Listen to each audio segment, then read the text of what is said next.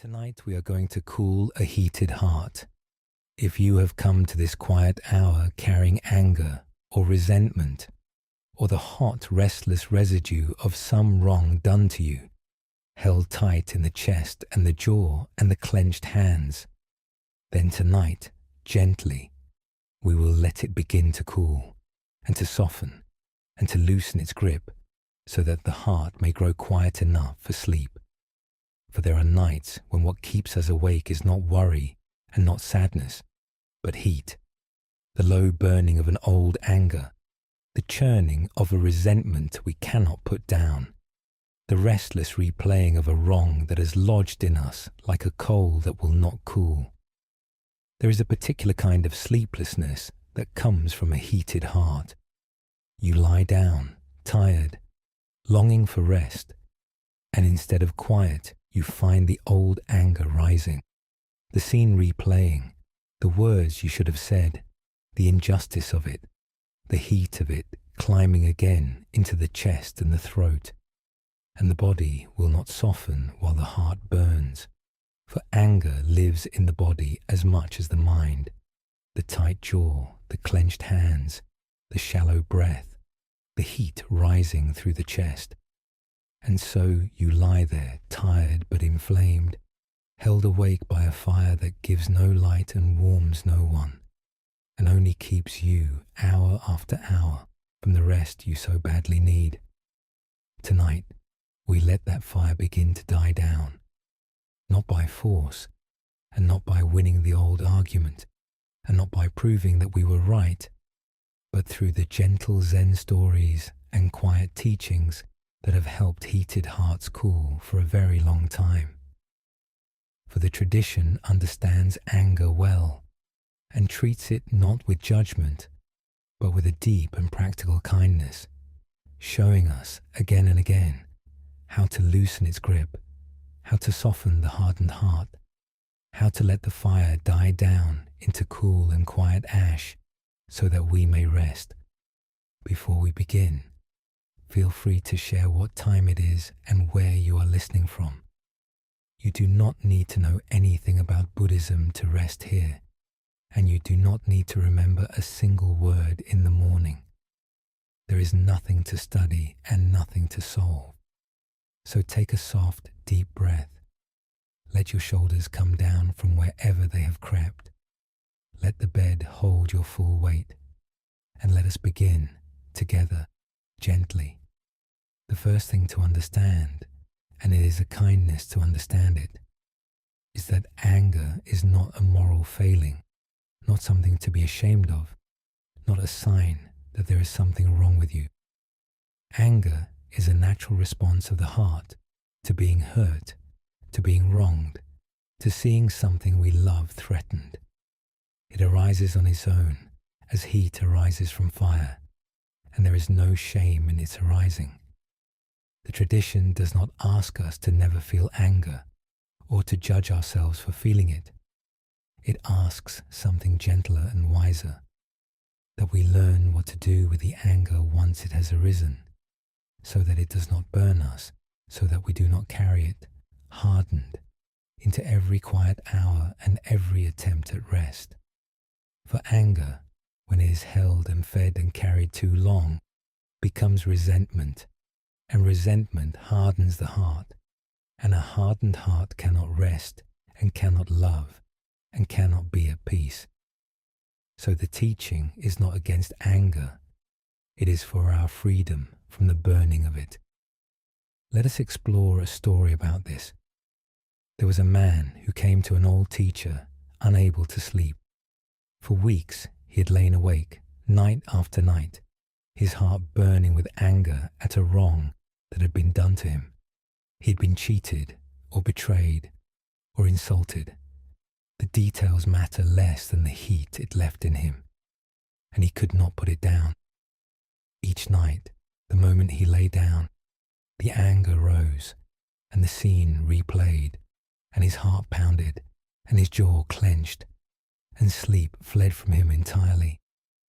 And he came to the old teacher, worn and hollow-eyed, and said, "I cannot sleep, for the anger in me will not rest, Tell me how to be rid of it.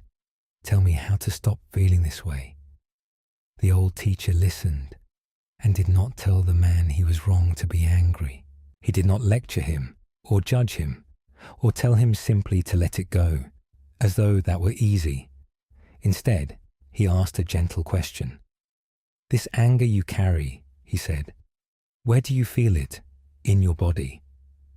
The man was surprised by the question, but he considered it. "In my chest," he said, "and my throat, and my hands which clench. It is like a fire in my chest that will not go out." The old teacher nodded. "And this fire," he said, "whom does it burn?" The man began to say, "It burns the one who wronged me." But then he stopped, for he saw that this was not true. "The one who wronged me feels nothing," he admitted.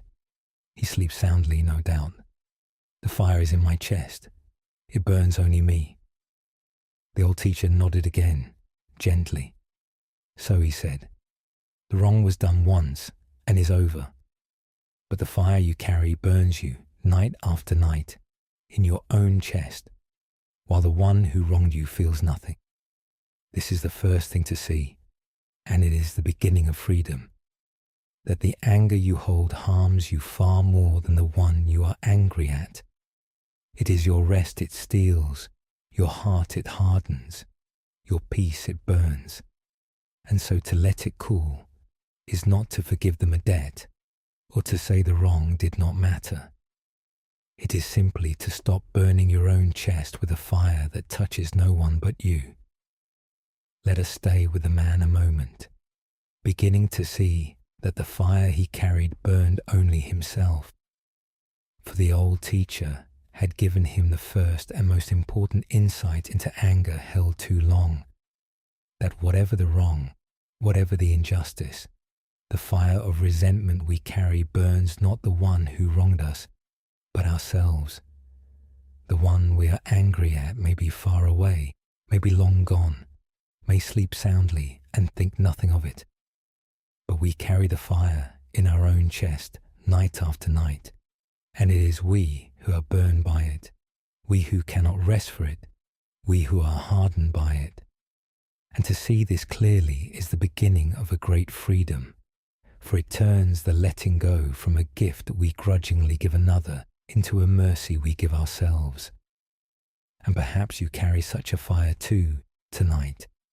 Some wrong done to you, some betrayal, some insult, some injustice, lodged in your chest as a burning coal that will not cool, keeping you awake, hardening your heart.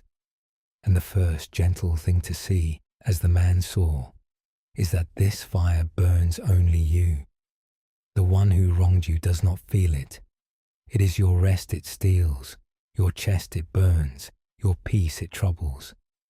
And so to let it cool tonight is not to let anyone win, or to say the wrong did not matter. It is simply to stop burning your own heart with a fire that harms no one but yourself, to take your own hand, at last, out of the flame. So let us begin to let the fire cool now, gently. Whatever heat you carry in your chest tonight, whatever anger or resentment burns there, you might begin, softly, to let it cool. Not by force, not by fighting it, but by simply seeing that it burns only you, and choosing, for your own sake, to let it die down. Feel where the anger lives in your body tonight, the tight, aching jaw, the clenched hands, the held breath, the heat rising in the chest. And bring a slow, cool breath to each of these places, the way you would bring cool water to a burn. Let the jaw soften, let the hands open, let the chest, which holds the fire, begin to cool. There is nothing you must do tonight, but let the fire die down gently for your own sake, and no argument you must win, and no wrong you must right. Only let your own burned heart at last begin to cool and to soften and to rest. It is worth understanding too that anger so often carries a hidden pain beneath it. For anger is rarely the deepest feeling. It is usually a kind of armor over something more tender, some hurt, some fear, some grief that the anger rose up to protect.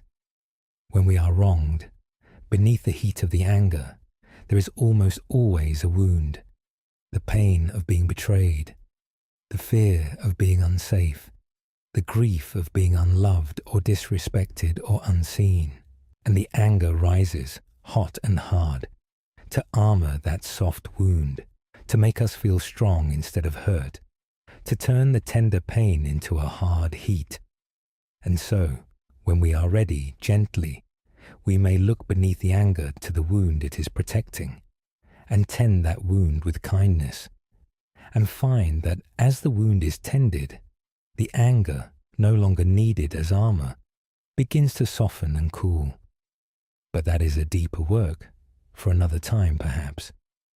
Tonight, it is enough simply to let the fire begin to cool, to loosen its grip on the body, to soften the heat we have carried into the dark.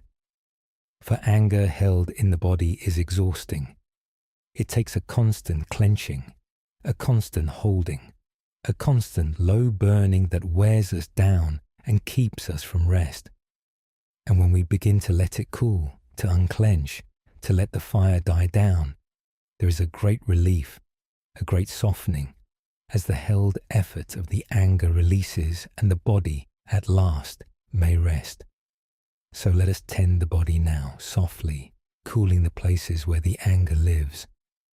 Bring your gentle attention to the jaw, which so often clenches with anger, and let it soften and release, the teeth parting slightly, the whole jaw growing loose and easy and cool.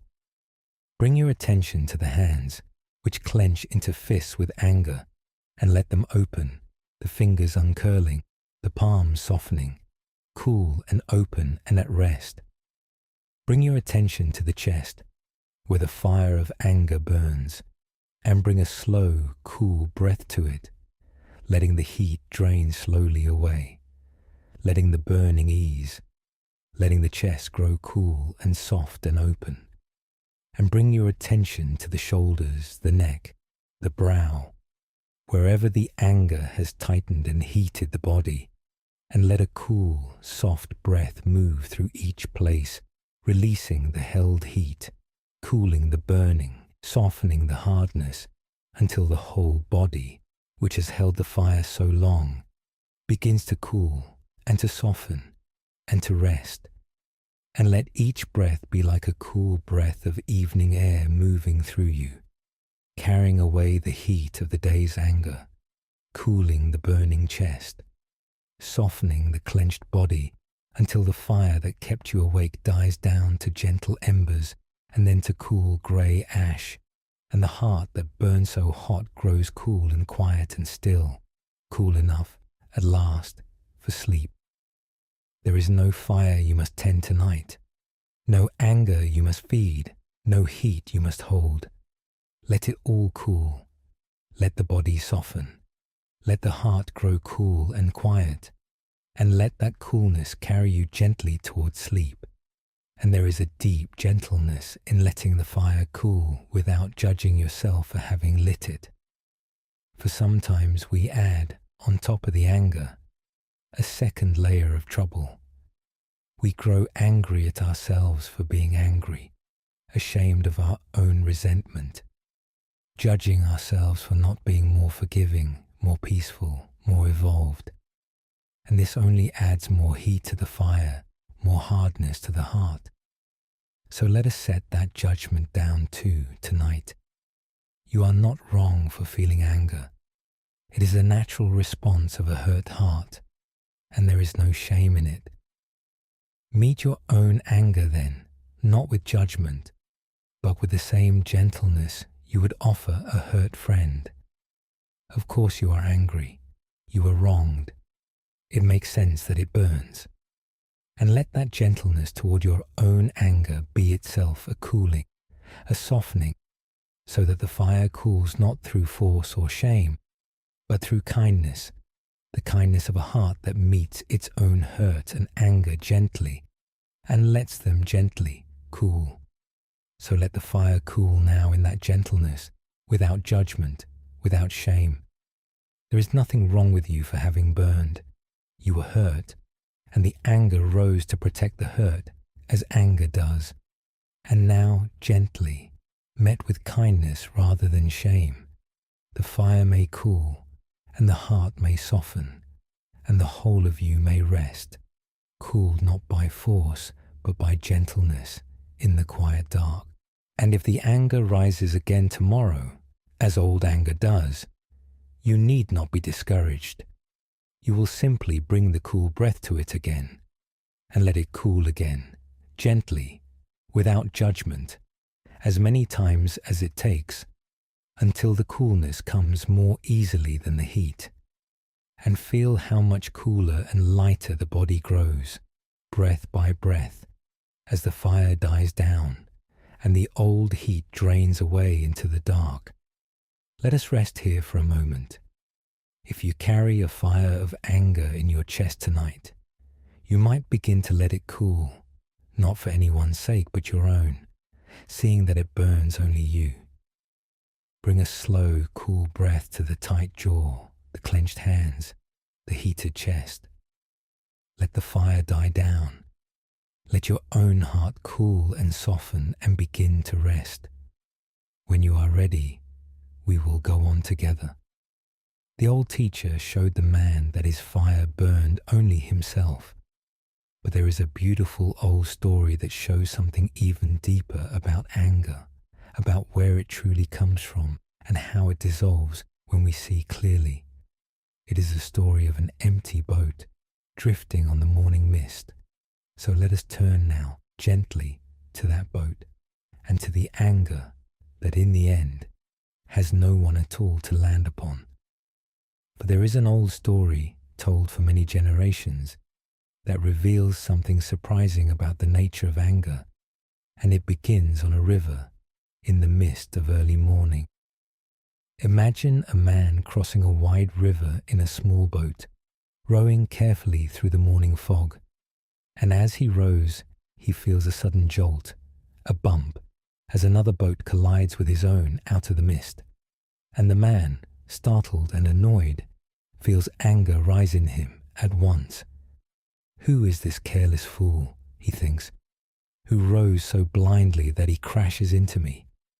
And he turns, ready to shout, ready to rebuke the careless rower, his anger hot and ready on his tongue.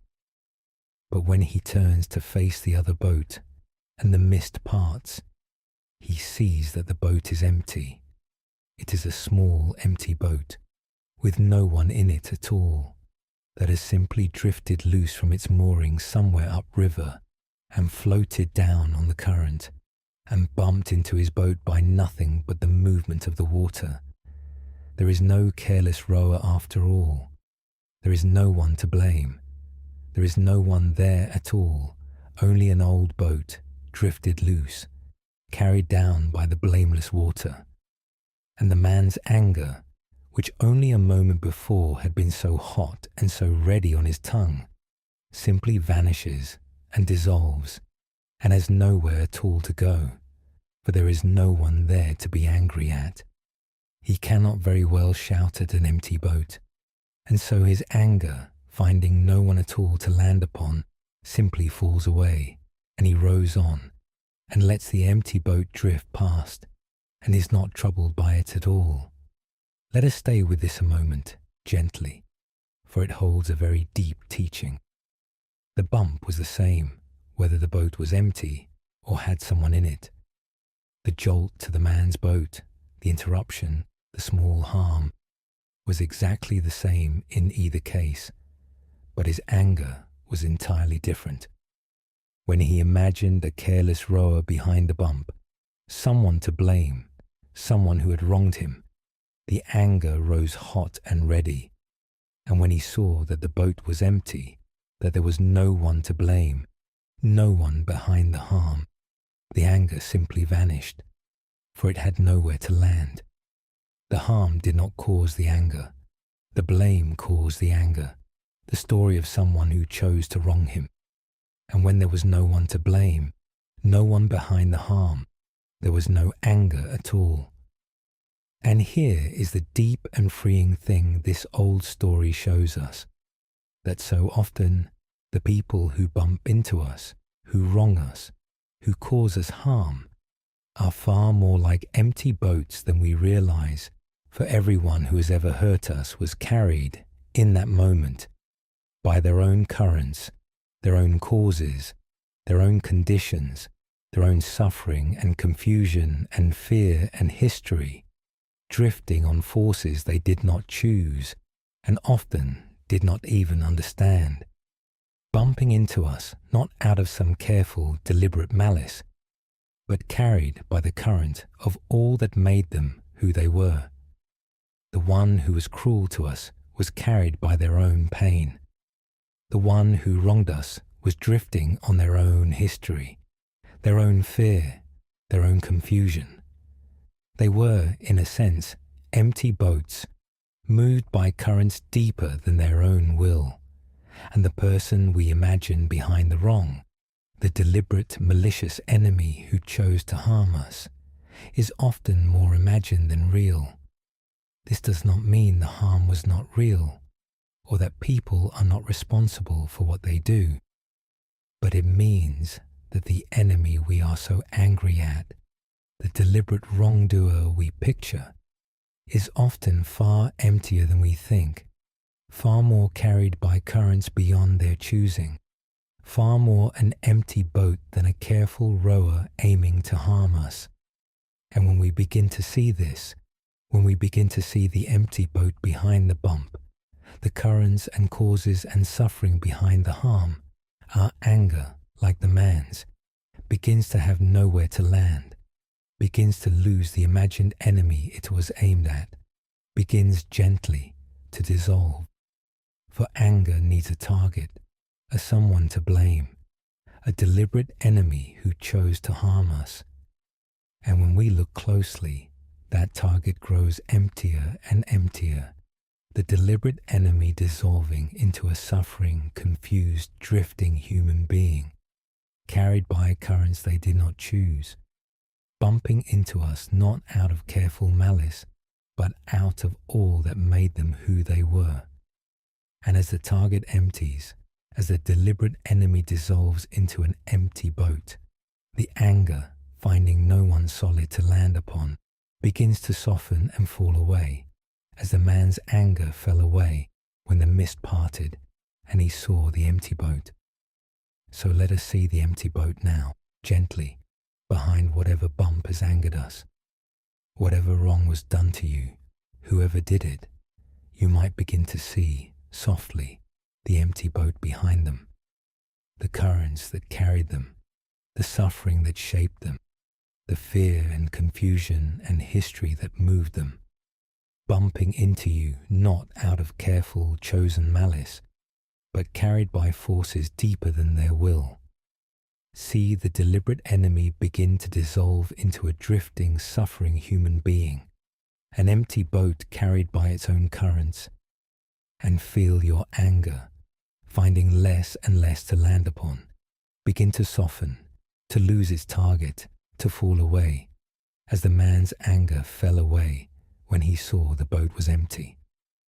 There is no careful enemy to shout at tonight, only empty boats drifting on their currents, and you may let them drift past and let your anger fall away and row on gently toward rest. There is a deeper layer still to this old story, worth resting with in the quiet dark. For when we are angry at someone, we are almost always angry at a story we tell about them. The story that they knew what they were doing, that they meant to harm us, that they are the kind of person who would do such a thing, that they are, in short, a careful rower who chose to crash into us. And this story feels utterly true while we are inside it. But it is a story, and like all our stories, it is a guess, a construction, an imagining of what was in another's heart, which we can never truly know. And when we hold the story loosely, when we consider that we do not really know what was in their heart, that they may have been far more an empty boat than we imagined, far more carried by currents we cannot see. The story loosens, and the anger it fed begins to loosen with it. For we truly cannot know what carried another to the harm they did us. We cannot see their childhood, their fears, their wounds, the pressures of their moment, the long history of causes that made them who they were and moved them to do what they did. We see only the bump, the harm, the wrong. And then we construct, out of our own hurt, a story of a deliberate enemy who chose it. But the truth is almost always emptier and more human and more forgivable than the story. A suffering, frightened, confused human being, carried by currents they did not choose, doing harm as hurt people so often do, more empty boat than careful rower. And to hold this truth, even gently, even without excusing the harm, is to let the anger begin to lose its target, to soften, to fall away, as the man's anger fell away when the mist parted. So let us hold the story loosely now and see the empty boat. Whatever anger you carry, whatever enemy your mind has constructed, you might hold the story of them loosely tonight, remembering that you cannot truly know what was in their heart, that they may have been far more an empty boat than you imagined, carried by currents and causes and sufferings you cannot see. Let the careful, deliberate enemy of your story soften into a drifting, suffering, confused human being, an empty boat moved by forces beyond their choosing, and feel the anger, finding less and less of a solid enemy to land upon, begin to soften and lose its heat and fall away like the man's anger when he saw the boat was empty.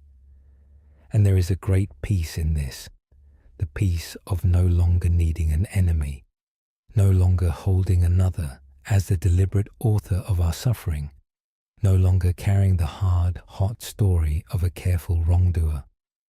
When the enemy dissolves into an empty boat, we are freed, not only from the anger, but from the whole hard, exhausting work of hating, of maintaining an enemy in the heart, of keeping the story of the wrong alive and burning. And into the space where the enemy was, a soft and cool peace flows, the peace of a heart with no one left to hate, no boat left to shout at, only the quiet river and the drifting empty boats and the cool morning mist. Rest in that peace now, the peace of a heart that has let its enemy dissolve into an empty boat, and let it carry you, cool and unburdened, gently toward sleep. And notice how much lighter the heart becomes when it no longer has to carry an enemy. For to hold someone as an enemy in the heart is a heavy and exhausting labor, though we rarely notice its weight. It takes a constant vigilance, a constant maintaining of the story of their wrongness, a constant readiness to be hurt again, a constant low heat of hostility that we carry with us everywhere, into every quiet hour, into the very bed where we long to rest. And when the enemy dissolves into an empty boat, all that heavy labor is set down. The vigilance can relax, the story can fade, the low heat can cool, and the heart, no longer carrying an enemy, grows light and soft and free. There is such relief in this, the relief of setting down the whole exhausting business of hating someone, of maintaining an enemy in the heart, of keeping the fire of hostility burning day and night. To let the enemy become an empty boat is to lay that whole burden down, and to rest, at last, in a heart with no enemy in it, light and cool and free. So let the enemy dissolve now, and feel the heart grow light. Let the story of the deliberate wrongdoer soften into the truth of a drifting, suffering human being, an empty boat carried by its own currents, and feel the heavy labor of holding an enemy begin to lift, the vigilance relaxing, the hostility cooling, the hard story fading. Feel the heart grow lighter as the enemy dissolves, freer as the burden of hating is set down, cooler as the fire of hostility dies for want of a target. There is no enemy in your heart tonight, only empty boats drifting on the quiet river, and you may let them drift and rest in a heart grown light and cool and free, and let that lightness carry you gently towards sleep, and let the breath be like the quiet current of that river now, carrying the empty boats past and away, carrying the old anger past and away, carrying you gently downstream towards sleep. There is nothing to shout at on the river tonight, no enemy to blame, only the cool mist and the drifting empty boats and the quiet water carrying you softly toward rest. It helps to remember too that we are, all of us, empty boats to one another more often than we know. For just as others bump into us carried by currents we cannot see, so we bump into others and cause our own small harms, carried by our own currents, our own tiredness, our own fears and distractions, rarely out of careful malice, most often simply drifting, doing harm without quite meaning to, as empty boats do. And when we remember that we too are empty boats, that we too have bumped into others and caused harm without careful intent, carried by forces we did not fully choose, we grow gentler toward the empty boats that bump into us, recognizing in them the same drifting, imperfect, carried humanity we know in ourselves. We are all empty boats together, drifting on our currents, bumping into one another in the mist, rarely meaning the harm we cause. And to see this, to feel our shared drifting humanity, softens the anger completely, for there is no enemy in a river full of empty boats, only fellow travellers, carried like us, drifting like us, doing their imperfect best in the mist. So let us rest now in that shared drifting, all of us empty boats together on the quiet river. Let the enemy dissolve, and the self who judges dissolve too, into a river full of drifting boats, all carried by their currents, all bumping into one another without careful malice, all doing their imperfect best in the mist. And feel the anger dissolve completely in that shared humanity, that fellowship of empty boats, and rest in the cool and quiet river. One drifting boat among many, no enemy anywhere, only the mist and the current and the gentle drifting towards sleep. For there is no one to be angry at on an empty river, and no enemy in the drifting mist, only the quiet water carrying you gently home. Let us rest here for a moment. Whatever wrong was done to you, you might see, gently, the empty boat behind it. The one who harmed you carried by their own currents, their own suffering and fear, bumping into you not out of careful malice, but out of all that made them who they were. Let the deliberate enemy dissolve into a drifting, suffering human being. Let your anger, finding less to land upon, begin to soften and fall away. When you are ready, we will go on together. We've seen that the enemy behind our anger is often more empty boat than careful rower, and that our anger softens when we see this.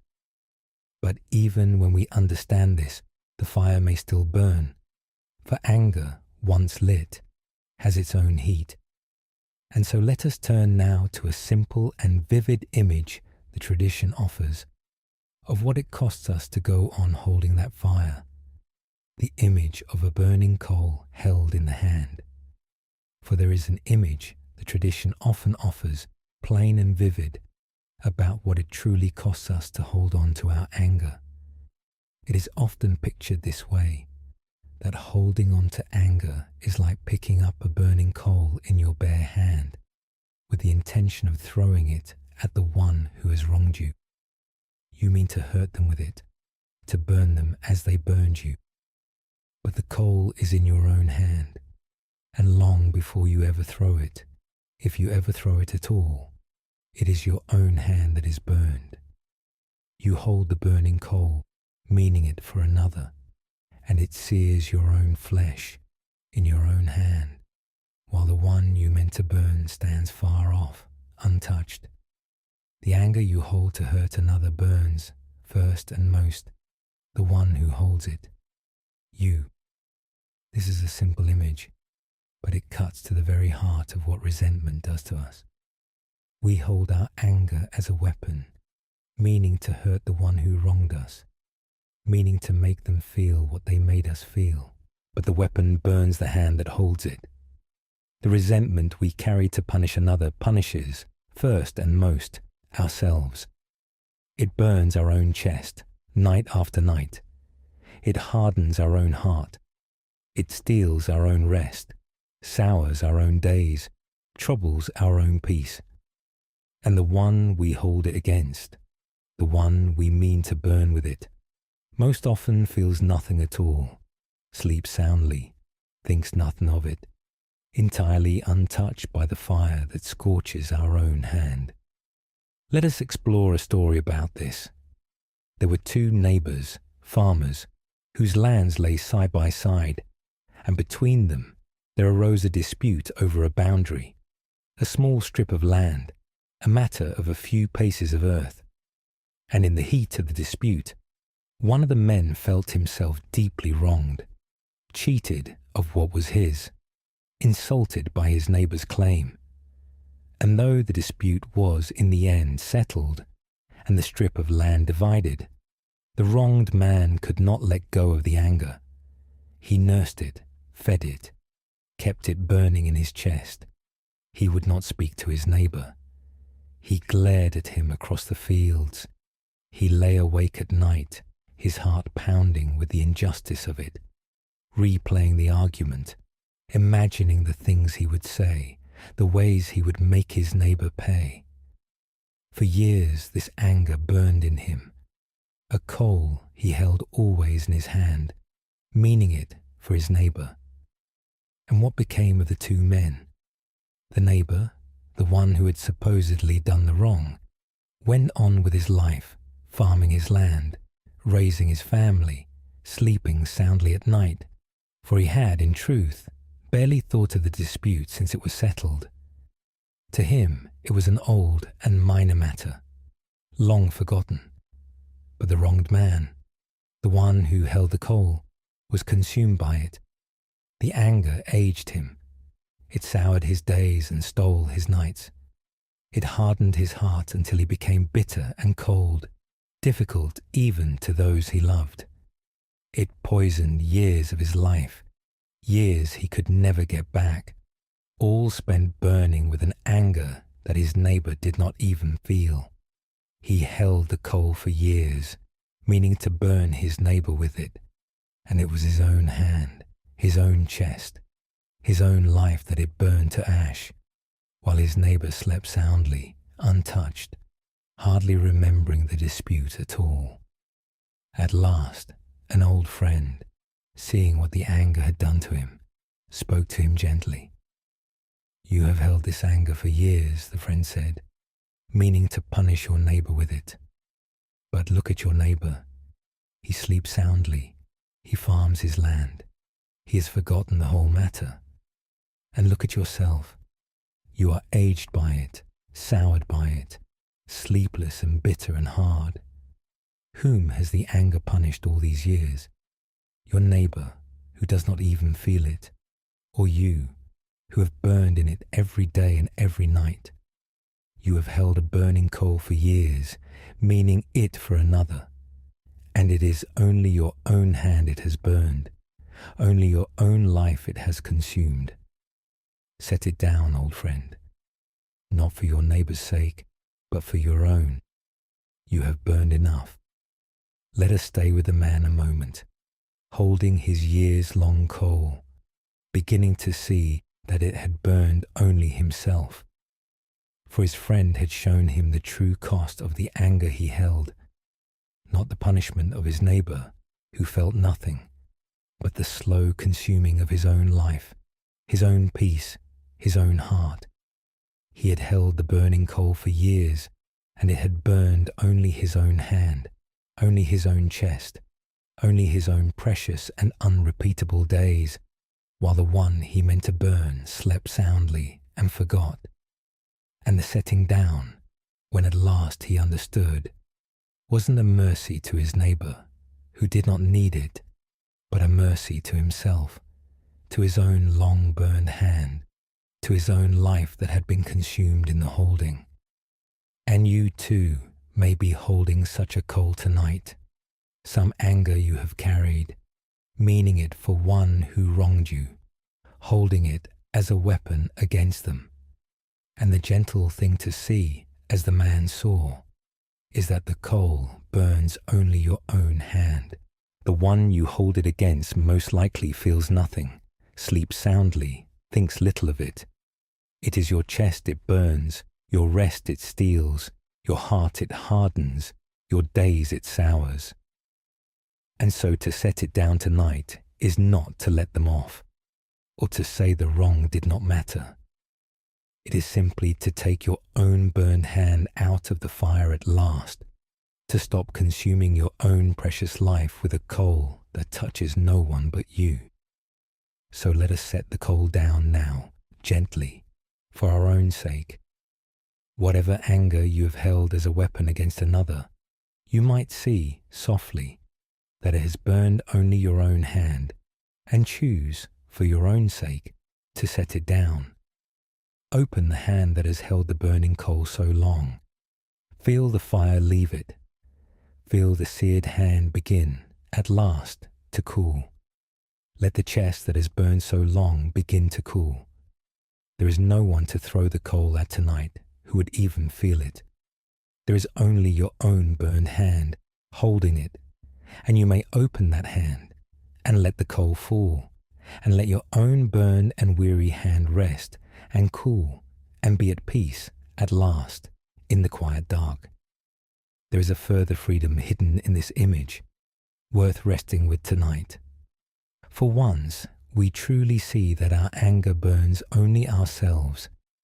The whole question of whether the other person deserves our forgiveness begins to fall away, and with it a great burden. We so often keep our anger burning because we feel that to let it go would be to let the wrongdoer off, to excuse them, to say that what they did was acceptable. And so we hold the coal, feeling that our burning is a kind of justice, a refusal to let the wrong be forgotten. But this is a deep confusion, for our burning is not justice. It changes nothing about the wrong. It reaches the wrongdoer not at all. It accomplishes nothing but the searing of our own hand. To hold the coal does not punish them. It punishes only us. And so we may set it down, not because they deserve to be forgiven, but simply because we do not deserve to go on burning, because our own hand has been seared long enough, because our own precious life is worth more than to be consumed in a fire that touches no one else. This reframing changes everything, for it takes the letting go out of the hands of the wrongdoer entirely. We do not have to wait for them to apologize, to deserve it, to earn our peace. We do not have to decide whether they are worthy of forgiveness. We have only to notice that we are burning, and to choose, for our own sake, to set the coal down and let our hand cool. The letting go becomes not a gift we grudgingly give them, dependent on their worthiness, but a mercy we give ourselves, entirely within our own power, needing nothing from them at all. And there is great freedom in this, the freedom of no longer being bound to the wrongdoer by our own anger, no longer waiting for them to release us, but releasing ourselves, setting down our own coal, cooling our own hand freely for our own sake, whether they ever deserve it or not. So let us set the coal down now. for our own sake, freely, needing nothing from the one who wronged us. You do not have to wait for them to apologize, or to deserve your peace, or to earn your forgiveness. You have only to see that you are burning, and to choose, for your own sake, to set the coal down and let your hand cool. Let the letting go be entirely your own, needing nothing from them, a mercy you give yourself. Open the hand. Let the coal fall. Let the seared hand cool. And feel the freedom of no longer being bound to the wrongdoer by your own anger, no longer waiting for their apology to release you, but releasing yourself freely for your own sake into the cool and quiet peace of a hand that holds no fire. And feel how the whole body cools as the coal is set down. Feel the heat drain from the chest. Feel the clenched hand, which held the coal so long, soften and open and cool. Feel the jaw release, the shoulders drop, the whole body cool and soften as the fire it held so long is finally set down.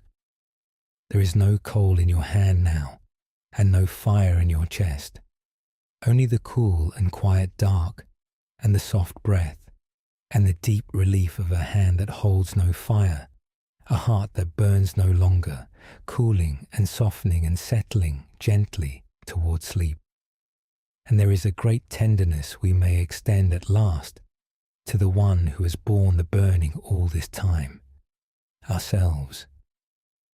For beneath the anger, the one who was wronged is a tender, hurt heart that was harmed, and then went on to be harmed further by its own held fire, burning night after night in the very chest that was already wounded.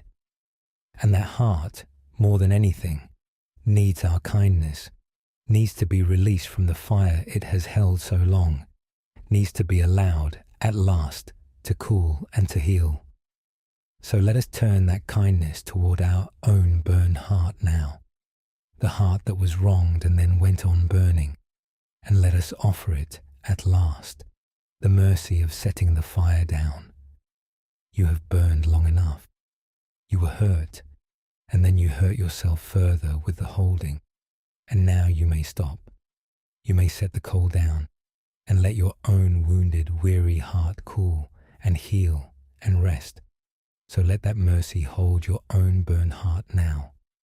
Place a cool, kind hand in your mind over your own chest, over the heart that has burned so long, and let it cool beneath your touch. Let it soften. Let it heal. You have carried the fire long enough. You have burned your own hand long enough. Tonight, you may set it all down and let your own wounded heart rest, cool and quiet and tended, in the kindness of your own hand, and let that tender coolness carry you gently towards sleep. And if the coal finds its way back into your hand tomorrow, as old anger does, you need only notice the burning again and open the hand again and let the coal fall again as many times as it takes until the setting down comes more easily than the holding, and your hand learns at last to stay open and cool. It is worth naming what the grudge does to us over time, for it is subtle and slow. A grudge held long enough does not stay a sharp, hot anger. It settles into something colder and heavier, a hardness, a bitterness, a permanent low resentment that becomes part of how we see the world and ourselves. The man in the story did not stay simply angry. He became bitter and hard and cold, and this hardness spread beyond the neighbor to color his whole life, his other relationships, his very way of being. For a grudge held long enough hardens the whole heart, not just the part aimed at the wrongdoer.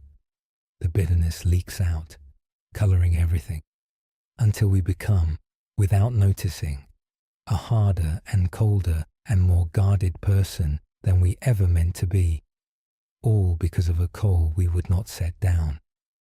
And so to release the grudge is not only to cool one particular fire, it is to keep the whole heart from hardening, to stay soft and warm and open and alive, rather than letting one old wound slowly turn the whole heart to stone.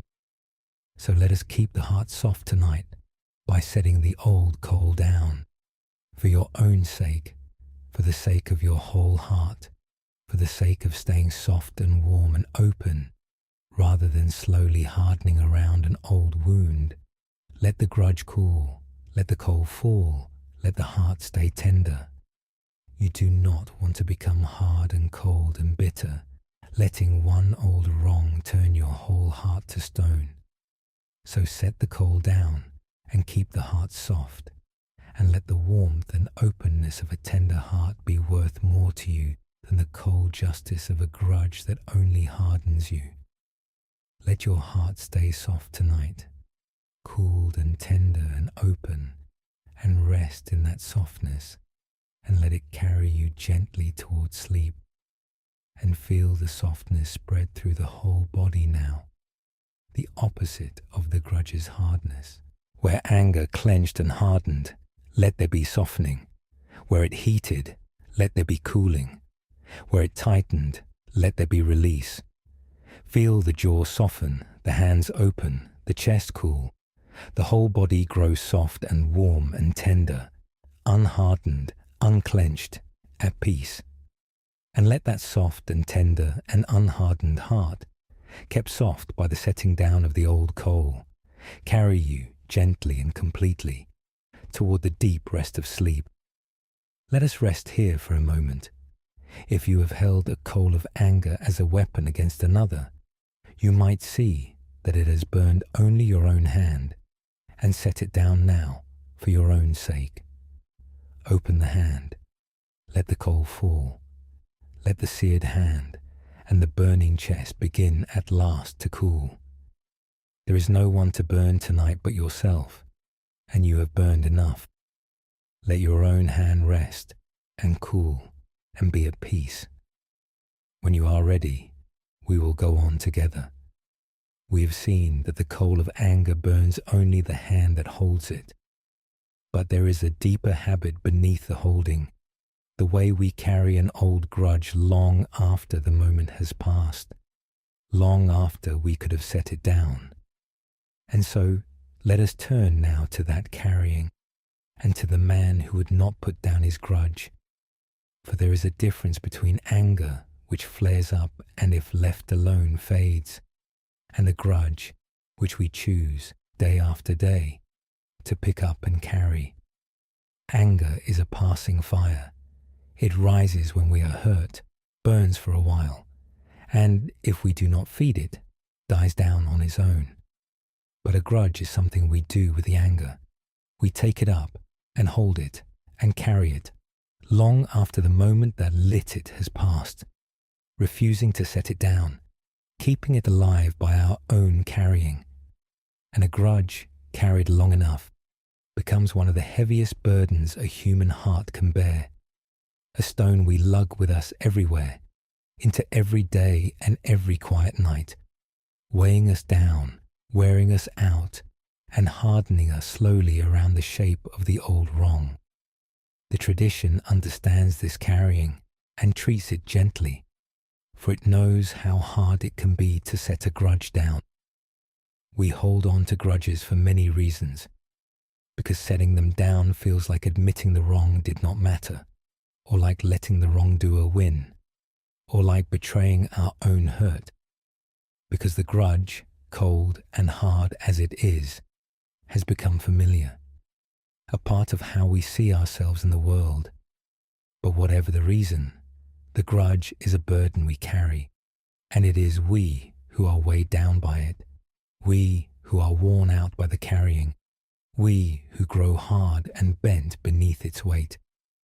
And the teaching points always toward the possibility of setting it down, not for the wrongdoer's sake, but for our own, to lay down at last a burden we have carried far too long. Let us explore a story about this. There was a man who carried a grudge against his own brother. Long ago, in the dividing of their father's land, there had been a quarrel, a sense of unfairness, harsh words spoken on both sides, and a wound that never healed. And the man, feeling himself wronged, took up a grudge against his brother and carried it. He would not speak to him. He would not visit.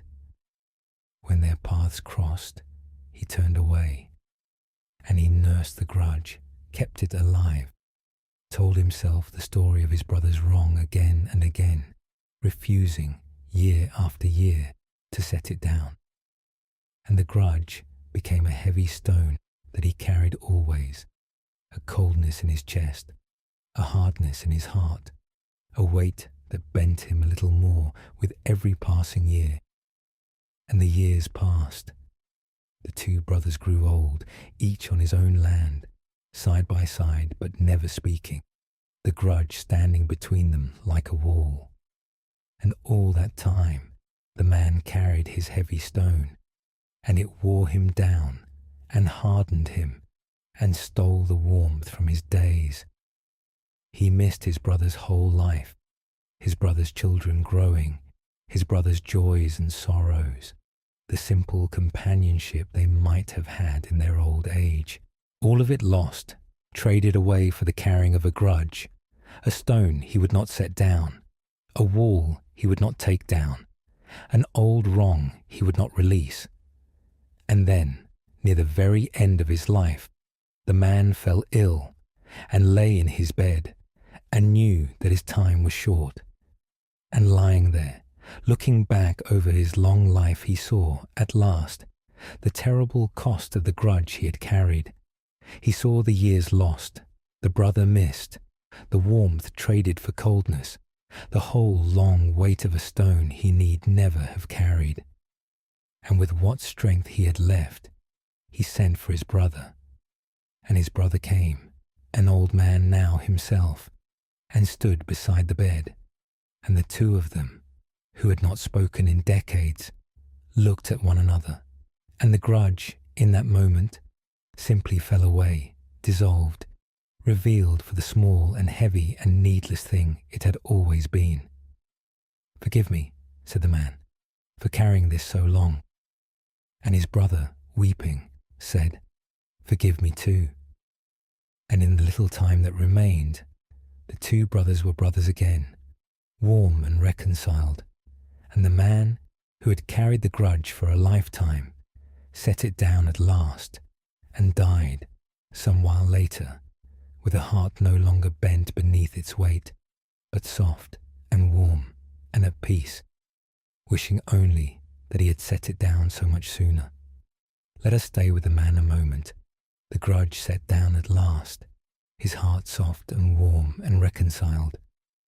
For his story shows us, with great tenderness, the true cost of a grudge carried too long, not the punishment of the one we hold it against, but the slow loss of our own warmth, our own years, our own precious and unrepeatable life, traded away for the carrying of a stone we need never have carried.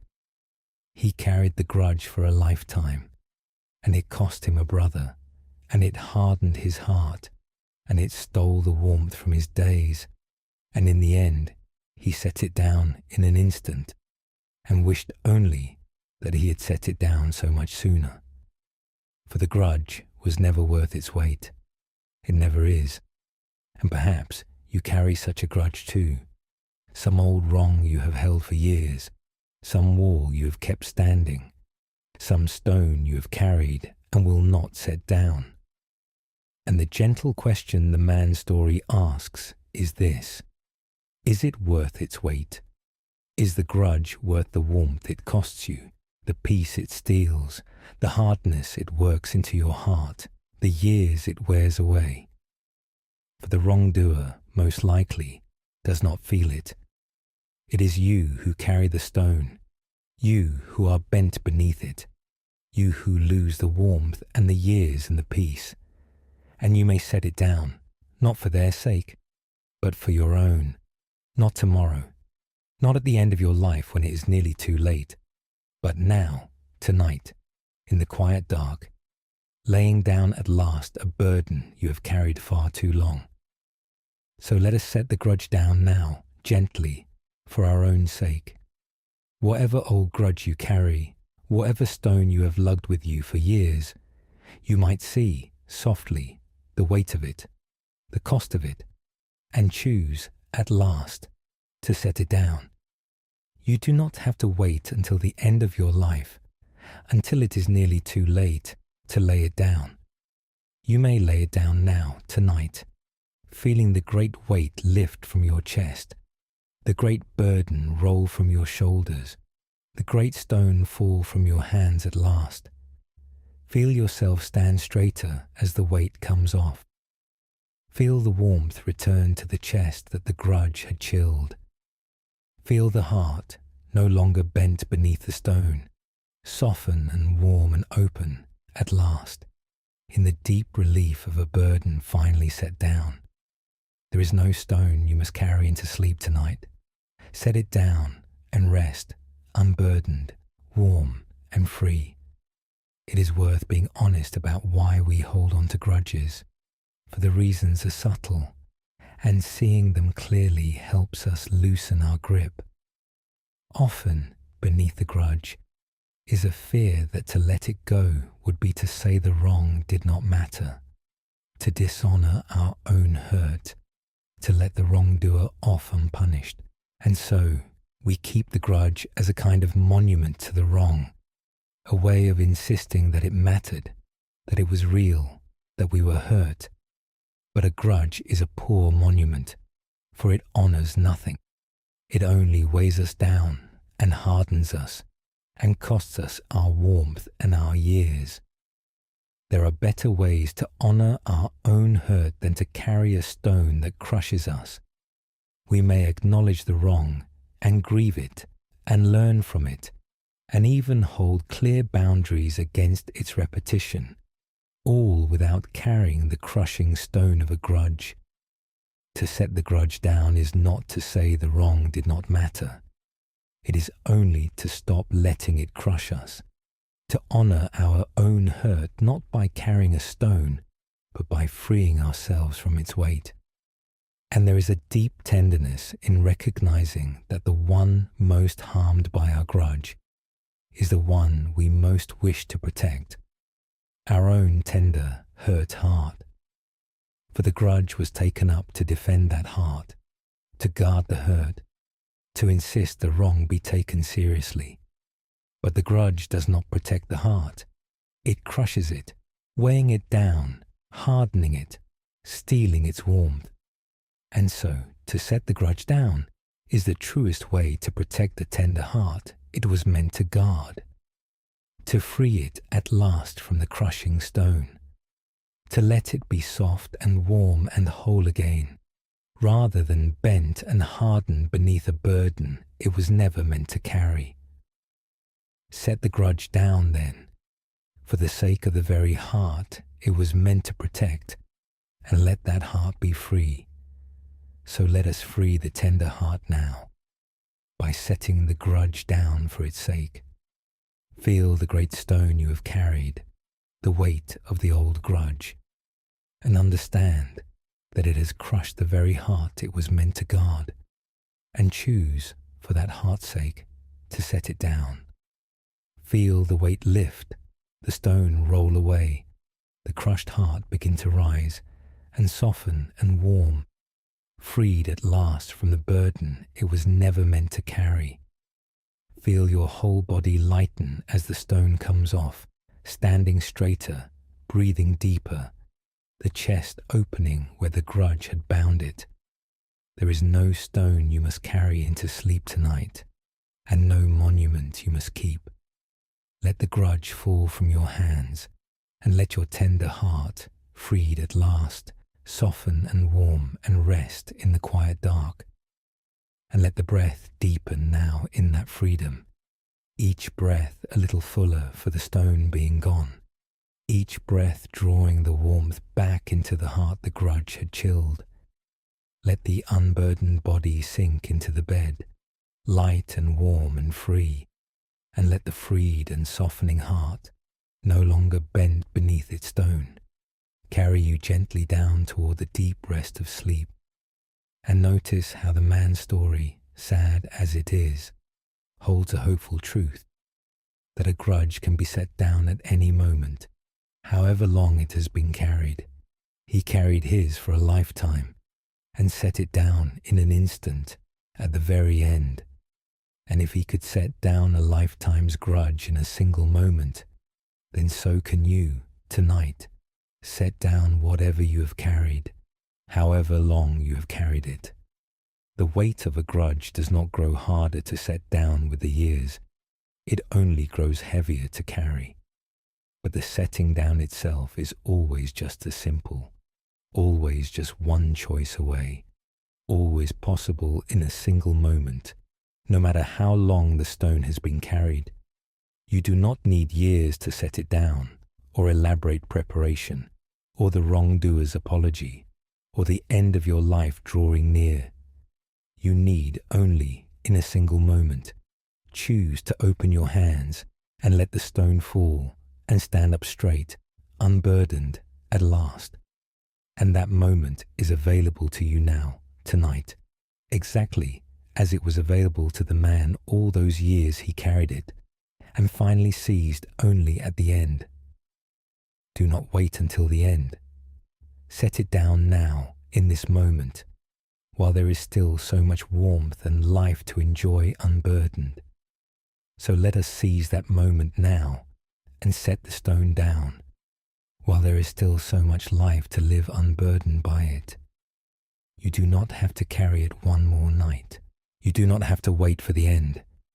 In this single moment tonight, you may simply open your hands and let the old grudge fall and stand up straight and feel the great weight lift and the warmth return and the years ahead open up, unburdened before you.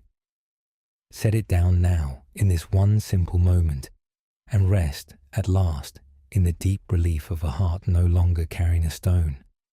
There is a quiet grief that often lives beneath a long grudge, and it is worth touching gently, for tending it helps the grudge release. For beneath the hardness of the grudge is usually a soft sorrow. Sorrow for the relationship that was lost, for the love that was broken, for the warmth that turned to coldness. The man who would not speak to his brother was not only angry. Beneath the anger, grieved the brother he had lost, the companionship they might have had, the love that had turned to a wall. And often, when we let ourselves feel that grief beneath the grudge, the sorrow for what was lost, the grudge softens, for we touch the tender loss. It was armoring, and the heart, feeling its true grief, no longer needs the hard armor of the grudge. So we might let ourselves feel, gently, the grief beneath our own grudge tonight, the sorrow for what was lost, the love that broke, the warmth that turned cold. And in feeling that soft sorrow, we may find the grudge loosening, the hardness softening into grief, and the grief itself felt and honored, beginning gently to heal. So let us feel that soft grief now beneath the hard grudge, and let it help the grudge release. Let yourself touch, gently, the sorrow beneath the anger, the relationship lost, the love broken, the warmth turned cold, and let that soft sorrow be felt and honored and held with kindness, and feel how, as the grief is felt, the hard grudge softens, the armor loosens, and the heart, touching its true tender loss, no longer needs to hold the stone.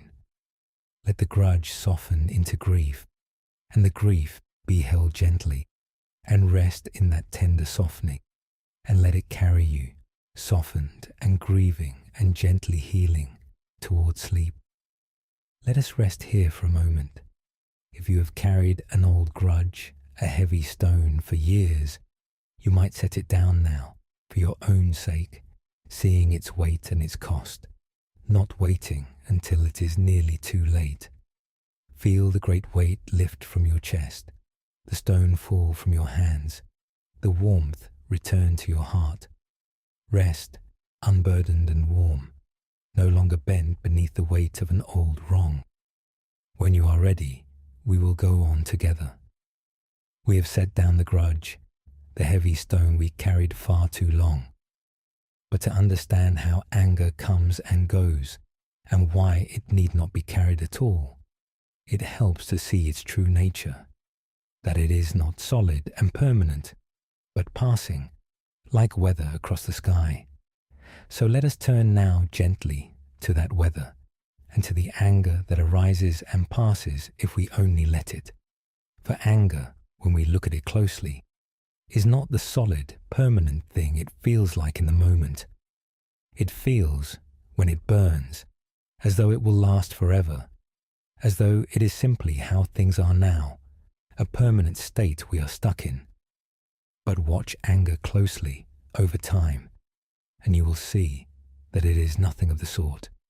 It arises and it burns for a while, and then, if only we do not feed it, it fades and softens and passes and is gone, replaced in time by some other state, some other passing weather of the heart. Anger is impermanent, like all our feelings, like all things. It is only weather, passing across the wide sky of the mind, and no more permanent than a storm, which rises and rages, and then blows itself out and passes, always leaving the sky clear again behind it. The teaching of impermanence is one of the deepest in all the tradition, and it applies to anger as it applies to everything, that nothing lasts, that all things arise and pass, that no state of mind, however intense, is permanent. And there is great comfort in this for the heated heart.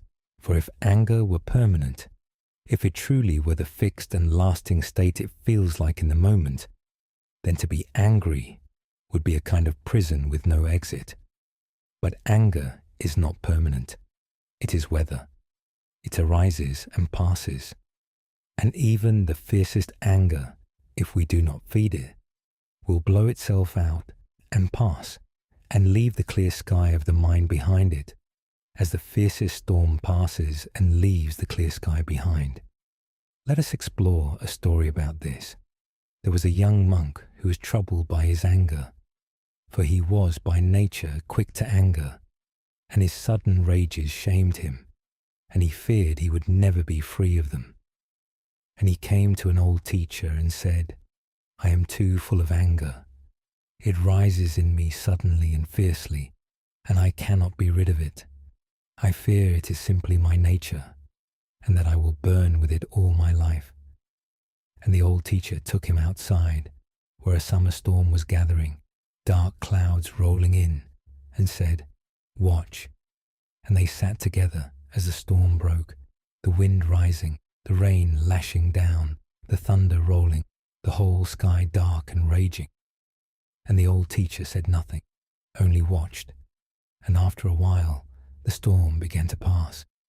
The wind died down, the rain softened and stopped, the clouds thinned and parted, and in time the sky was clear again, washed clean, blue and calm and bright, as though the storm had never been.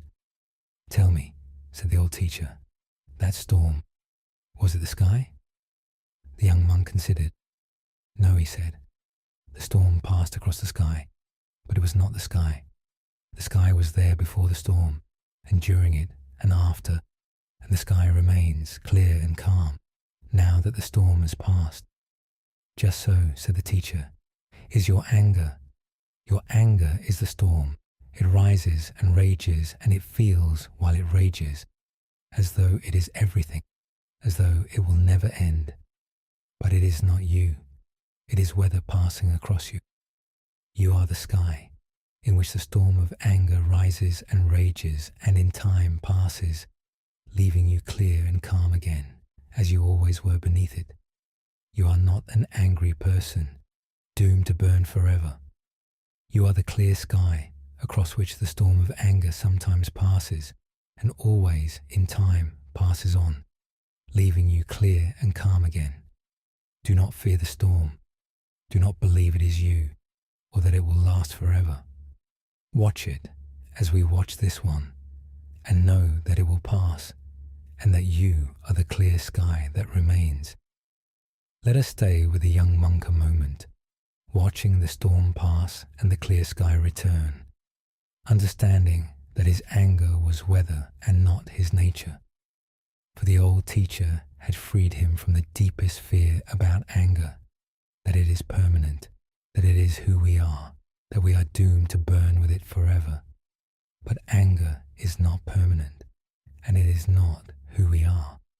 It is weather, a storm that rises and rages and in time always passes, leaving the clear sky of our true nature behind it, calm and washed clean, as it always is beneath the passing weather.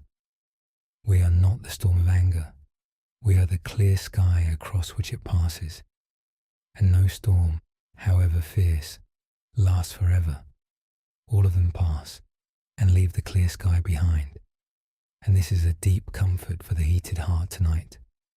Whatever anger burns in you now, however permanent it feels, however much it seems it will never end, it is weather and it will pass.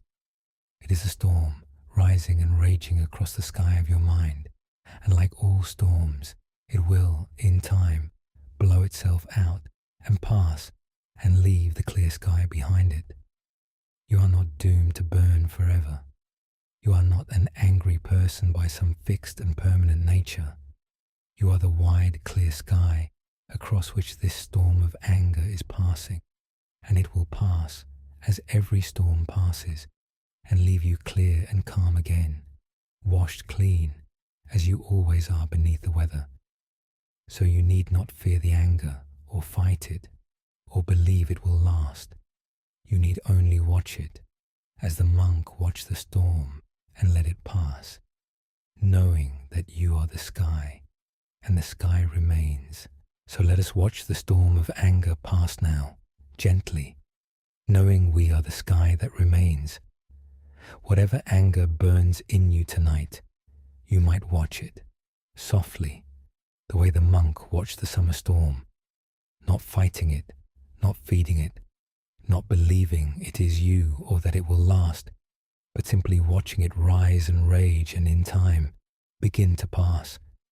Let the wind of it die down, let the rain of it soften, let the dark clouds thin and part, and feel the clear sky of your true nature emerging behind it, calm and washed clean, as it always is beneath the passing weather.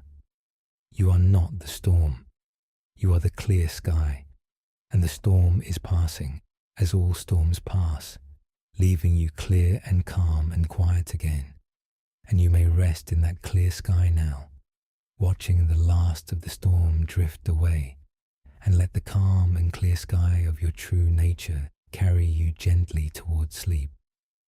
There is a particular freedom in learning simply to watch our anger, rather than being swept up into it.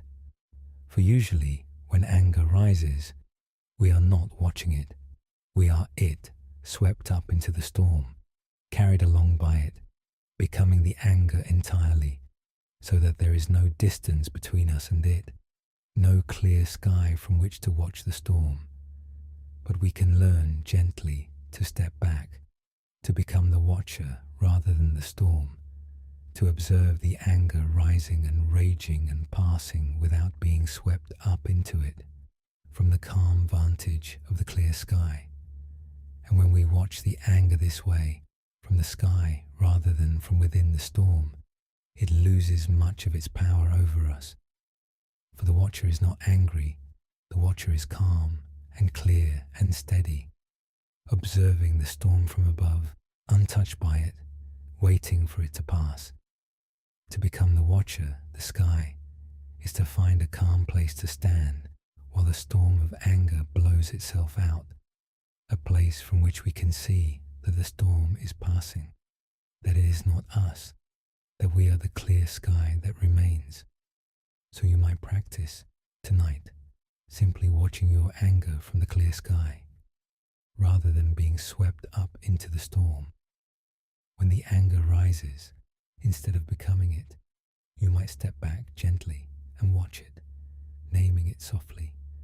There is anger rising like a storm across the sky, and from that calm vantage, the clear sky watching the passing storm, you might observe the anger rise and rage, and in time begin to pass, without being swept up into it, without becoming it, resting in the calm, clear sky that watches and remains, and feel how from the sky the storm has less power, how, as the watcher, you are calm, even as the anger rages, how, being the sky, you can wait patiently for the storm to pass, knowing that it will, as all storms do, and rest now as that clear sky, watching the last of the storm drift away. Let the anger be weather passing across you, and rest as the vast clear sky in which it passes, calm and steady and untouched. Feel the storm losing its power as you watch it from the sky, the wind dying, the clouds thinning, the clear, calm sky of your true nature spreading wide and open behind the passing weather. You are the sky, not the storm, and the storm is passing, and the clear, calm, open sky of your true nature remains and holds you and carries you, calm and clear and untouched by any passing weather, gently down towards sleep. And let the breath be like the deep, slow calm that comes after a storm has passed. The air washed clean, the sky clear, the world quiet and still. Let each slow breath deepen that after-storm calm, that washed clean stillness, and let the clear and quiet sky of your rested mind carry you, calm and cool and clear, toward the deep peace of sleep. And there is a great patience that grows from truly understanding this impermanence, the patience of one who knows that the storm will pass. For when we do not know that anger passes, we panic in the midst of it, believing we are stuck, believing we must do something, act on the anger, discharge it, or be trapped in it forever. But when we know, deep down, that anger is weather, that it always passes, that we need only wait and it will blow itself out, then we can be patient in the midst of it, riding it out calmly, doing nothing hasty, saying nothing we would regret, simply waiting, as the ferryman waits out the storm for the anger to pass on its own, as it always does. And this patience saves us from so much, from the hasty words spoken in anger that we later regret, from the actions taken in the heat that cause new harm, from the whole cascade of trouble that comes from acting on a storm rather than waiting for it to pass. To know that anger passes is to be able to wait it out, patiently, calmly, doing nothing until the sky is clear again. So let us rest in that patience now, the patience of one who knows the storm will pass. Whatever anger is in you tonight, you need do nothing about it, say nothing, act on nothing. You need only wait patiently, calmly for it to pass, as you know it will. There is no hasty word you must speak tonight, no action you must take, no storm you must discharge.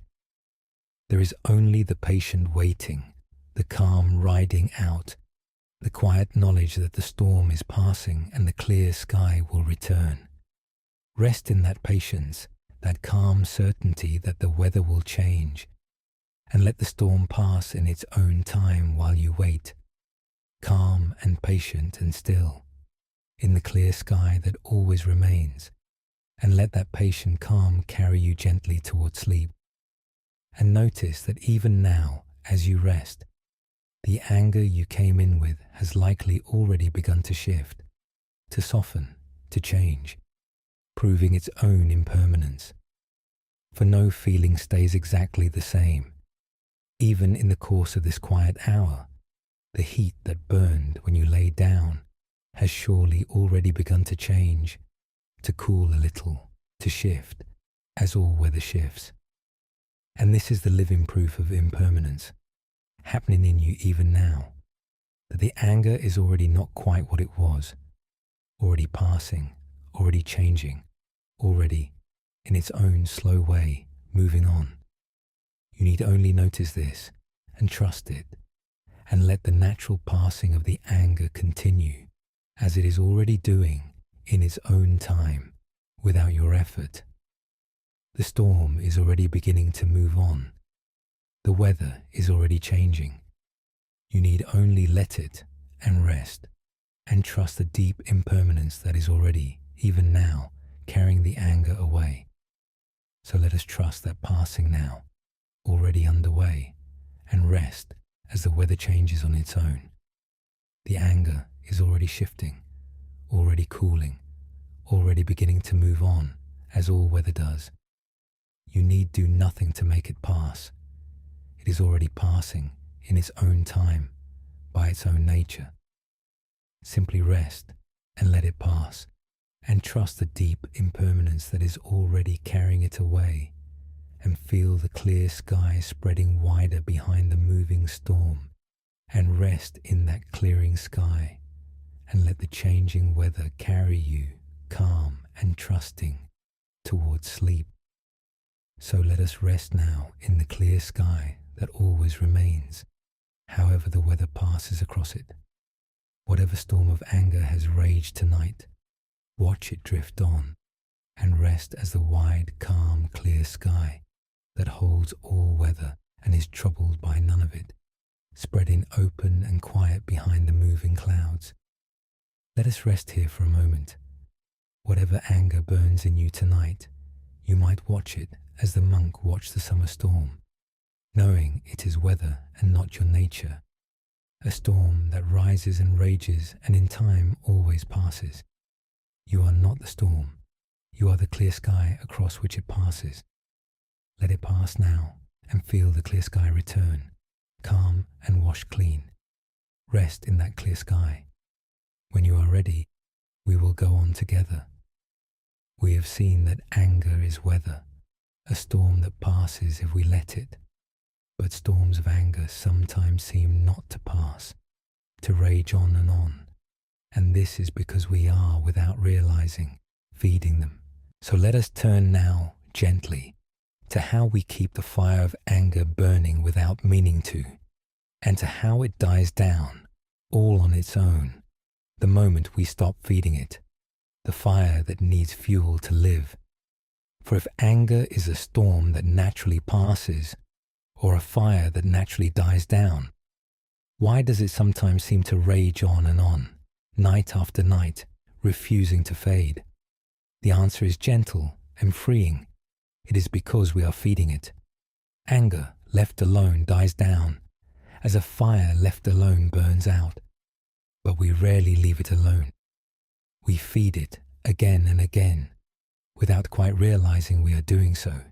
And each time we feed it, it flares up hot again, and so it burns on, not because it is permanent, but because we keep adding fuel to it, keeping it alive by our own hand.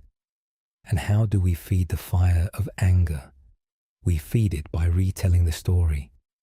Each time we go over the wrong again in our minds, rehearse the argument, remind ourselves of the injustice, imagine what we would say, replay the scene. We throw another log on the fire, and it flares up hot once more. The wrong itself happened once, and is over. But we keep it burning by retelling it, again and again, in the theatre of the mind, each retelling a fresh log on the fire, keeping the flames alive long after the event that lit them has passed.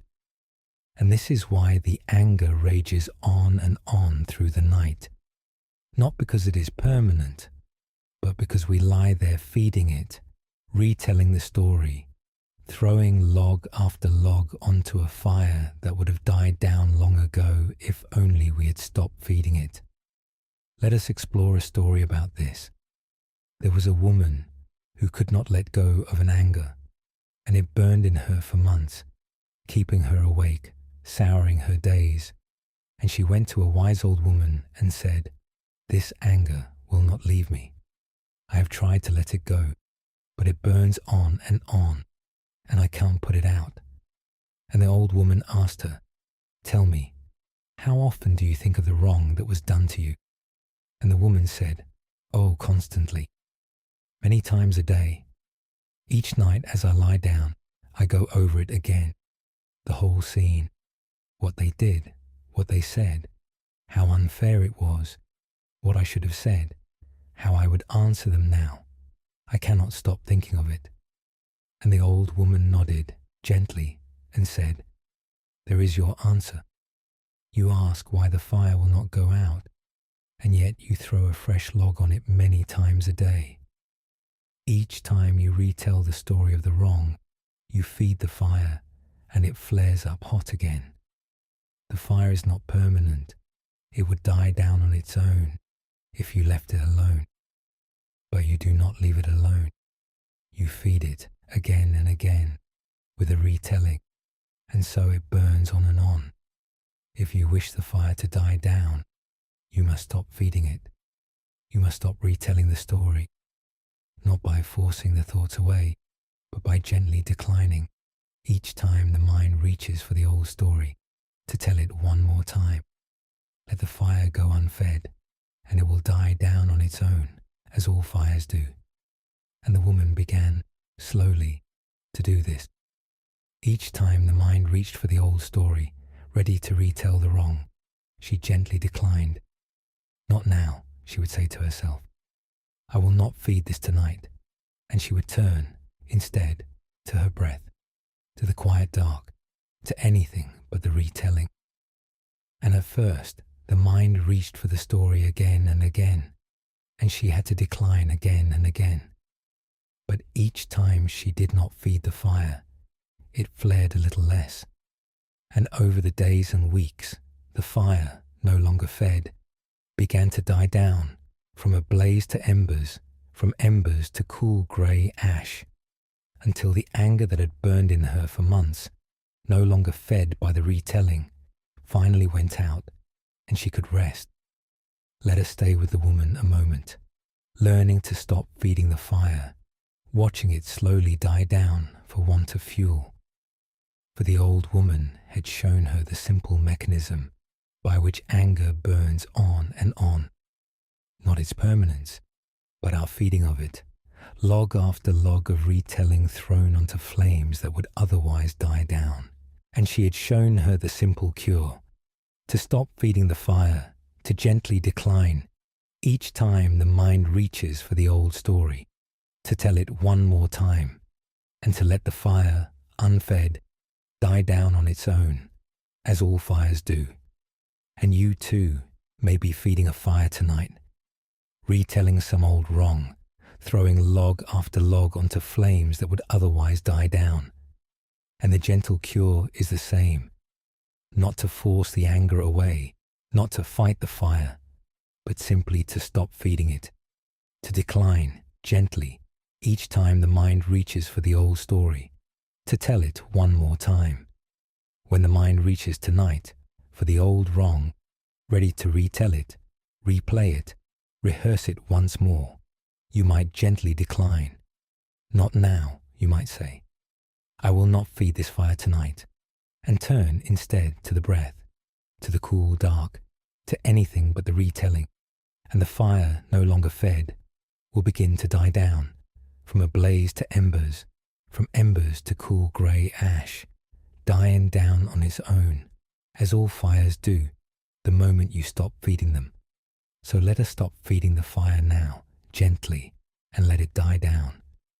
Whatever old wrong your mind has been retelling tonight, throwing log after log onto the fire of your anger, you might gently decline to tell it one more time. "Not now.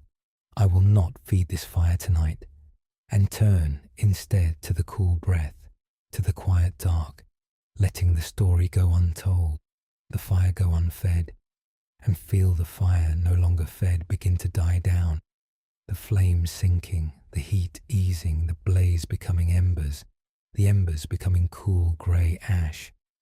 There is no story you must tell tonight, no wrong you must rehearse, no fire you must feed. Let the story go untold, Let the fire go unfed and feel it die down gently into cool and quiet ash, and let the cooling fire carry you softly towards sleep. It helps to notice how the mind justifies the retelling, dressing it up as something other than the feeding of a fire. The mind will say, I am not feeding my anger. I am simply understanding what happened. I am processing it. I am figuring out what I should have done, what I will say, how I will protect myself next time. And there is a place in the daylight with a clear mind for genuine reflection, for learning, for setting boundaries. But the midnight retelling, the compulsive going over of the wrong again and again as we lie in the dark, is rarely genuine understanding. It is the feeding of a fire, and it understands nothing new, resolves nothing, protects nothing. It only keeps the flames alive and steals our rest. And we may learn to tell the difference, the genuine reflection that happens once in the daylight and comes to an end, and the compulsive retelling that happens over and over in the dark and never ends and only feeds the fire. The one is useful, the other only burns us, and at night, in the dark, it is almost always the second, the feeding, that the mind is doing, however it dresses it up. So you might recognize the retelling for what it is tonight and gently decline it. When the mind offers to go over the wrong one more time, dressing it up as understanding, as processing, as figuring things out, you might see through the disguise and recognize the feeding of the fire and gently decline. There is nothing to understand tonight that a night's rest will not help you understand better tomorrow. There is nothing to figure out in the dark that the daylight will not figure out more clearly. The night is not for processing, it is for rest, and so you may set the retelling down, whatever costume it wears, and let the fire go unfed, and turn to the cool breath and the quiet dark, and rest. So let us set the retelling down now, in whatever guise it comes, and let the fire die. Whatever the mind offers to go over one more time tonight, you might gently decline, recognizing the feeding of the fire beneath the disguise. Not now. There is nothing to understand tonight but rest, and turn instead to the cool breath, and let the fire, no longer fed, die down. Feel the flames sink, the heat ease, the blaze become embers, the embers become cool grey ash, and feel the deep quiet that comes when the fire is out at last, the cool and settled peace of a hearth grown cold, and rest in that cool quiet, and let it carry you gently towards sleep, and let the breath be cool and slow now, like the quiet air over a fire that has finally gone out, cool and still and settled. Let each cool, slow breath carry you further from the old heat, deeper into the cool and quiet dark, until the last warmth of the old anger has faded entirely, and there is only the cool, still peace of a heart no longer burning, drifting gently down towards sleep. And there is a great and simple peace in a hearth grown cold, an image worth resting in as we let the fire die. Think of a fireplace at the very end of the night, when the fire that blazed all evening has died down to nothing, the last embers gone grey and cool, the hearth quiet and settled, the room cooling gently toward the deep rest of the small hours. There is a peace in that cold hearth that the blazing fire never had, the peace of heat spent, of energy settled, of a long day's fire finally out, and the deep quiet of the night arriving. And your own heart, when the fire of anger is finally out, has just this peace, the deep, settled, cool peace of a hearth grown cold, of heat spent, of a long anger finally out, and the deep quiet of rest arriving at last. So let your heart become that cold and peaceful heart tonight, the fire out, the embers grey and cool, the deep settled quiet of the small hours arriving, and rest in that cool and settled peace, the peace of a fire finally out and a heart finally cool. So let the last embers cool now, and rest in the deep peace of the cold hearth. Feel the last of the heat leave the chest, the last of the anger settle into cool grey ash, the deep quiet of the extinguished fire spreading through you. There is no fire left to tend tonight, no heat left to hold, no anger left to feed. Only the cool, settled, quiet peace of a hearth grown cold, and the deep rest of the small hours, and the gentle drift towards sleep. Rest in that cool quiet, that spent and settled peace, and let it carry you, cool and quiet and at peace, gently down into the deep rest of sleep.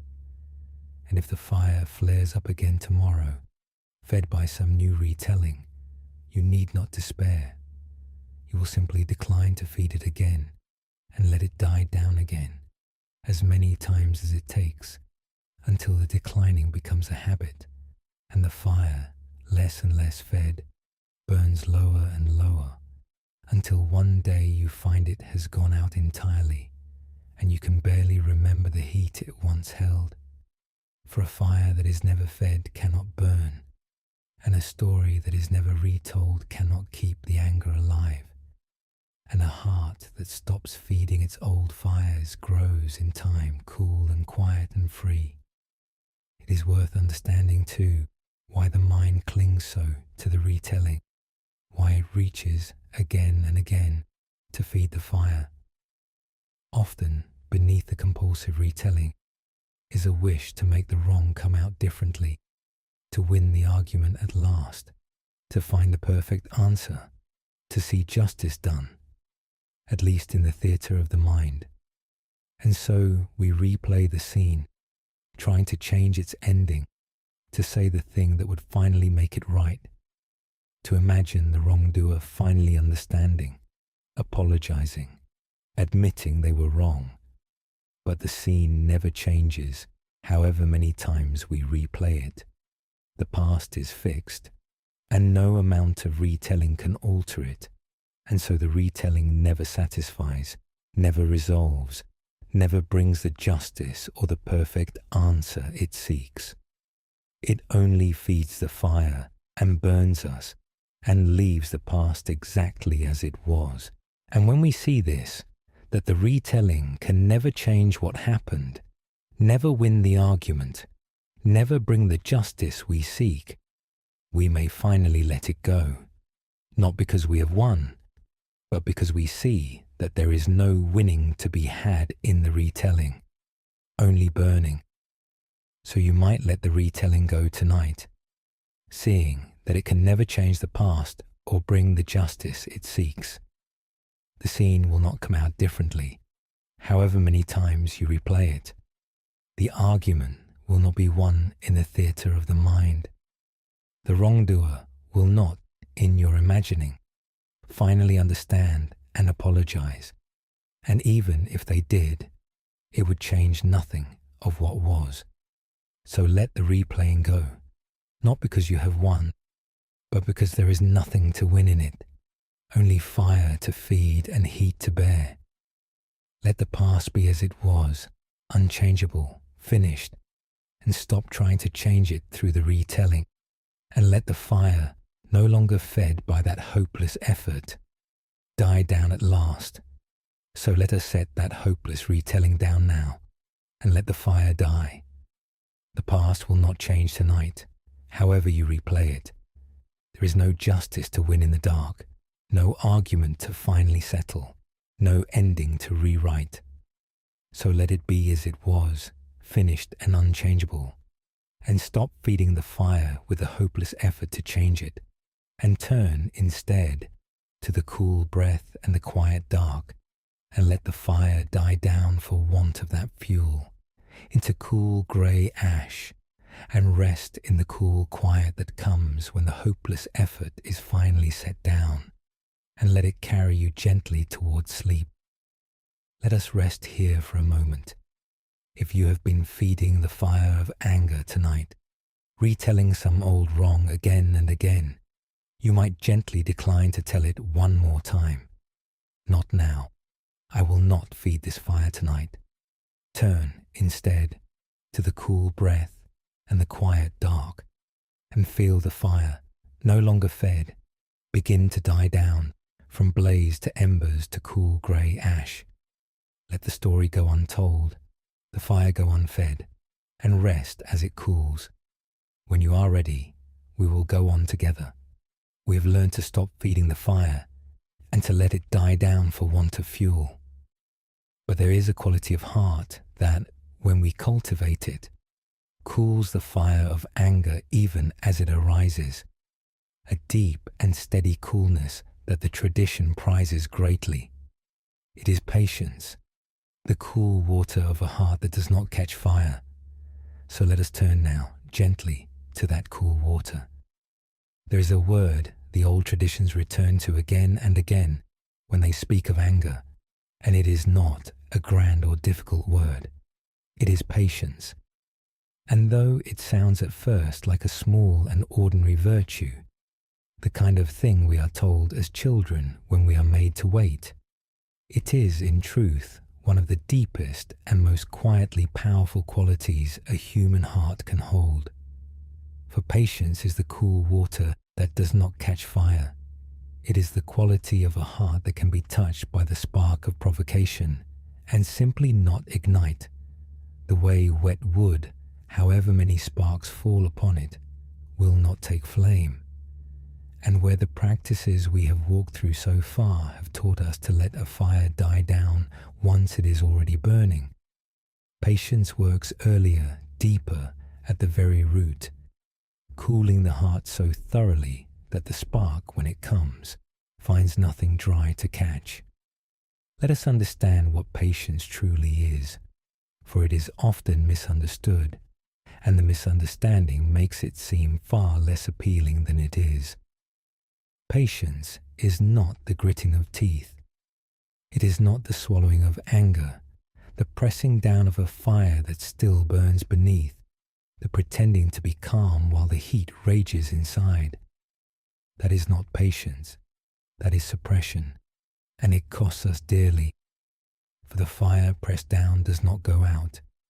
It only burns in secret, in the body, in the tight jaw and the clenched stomach and the sleepless night.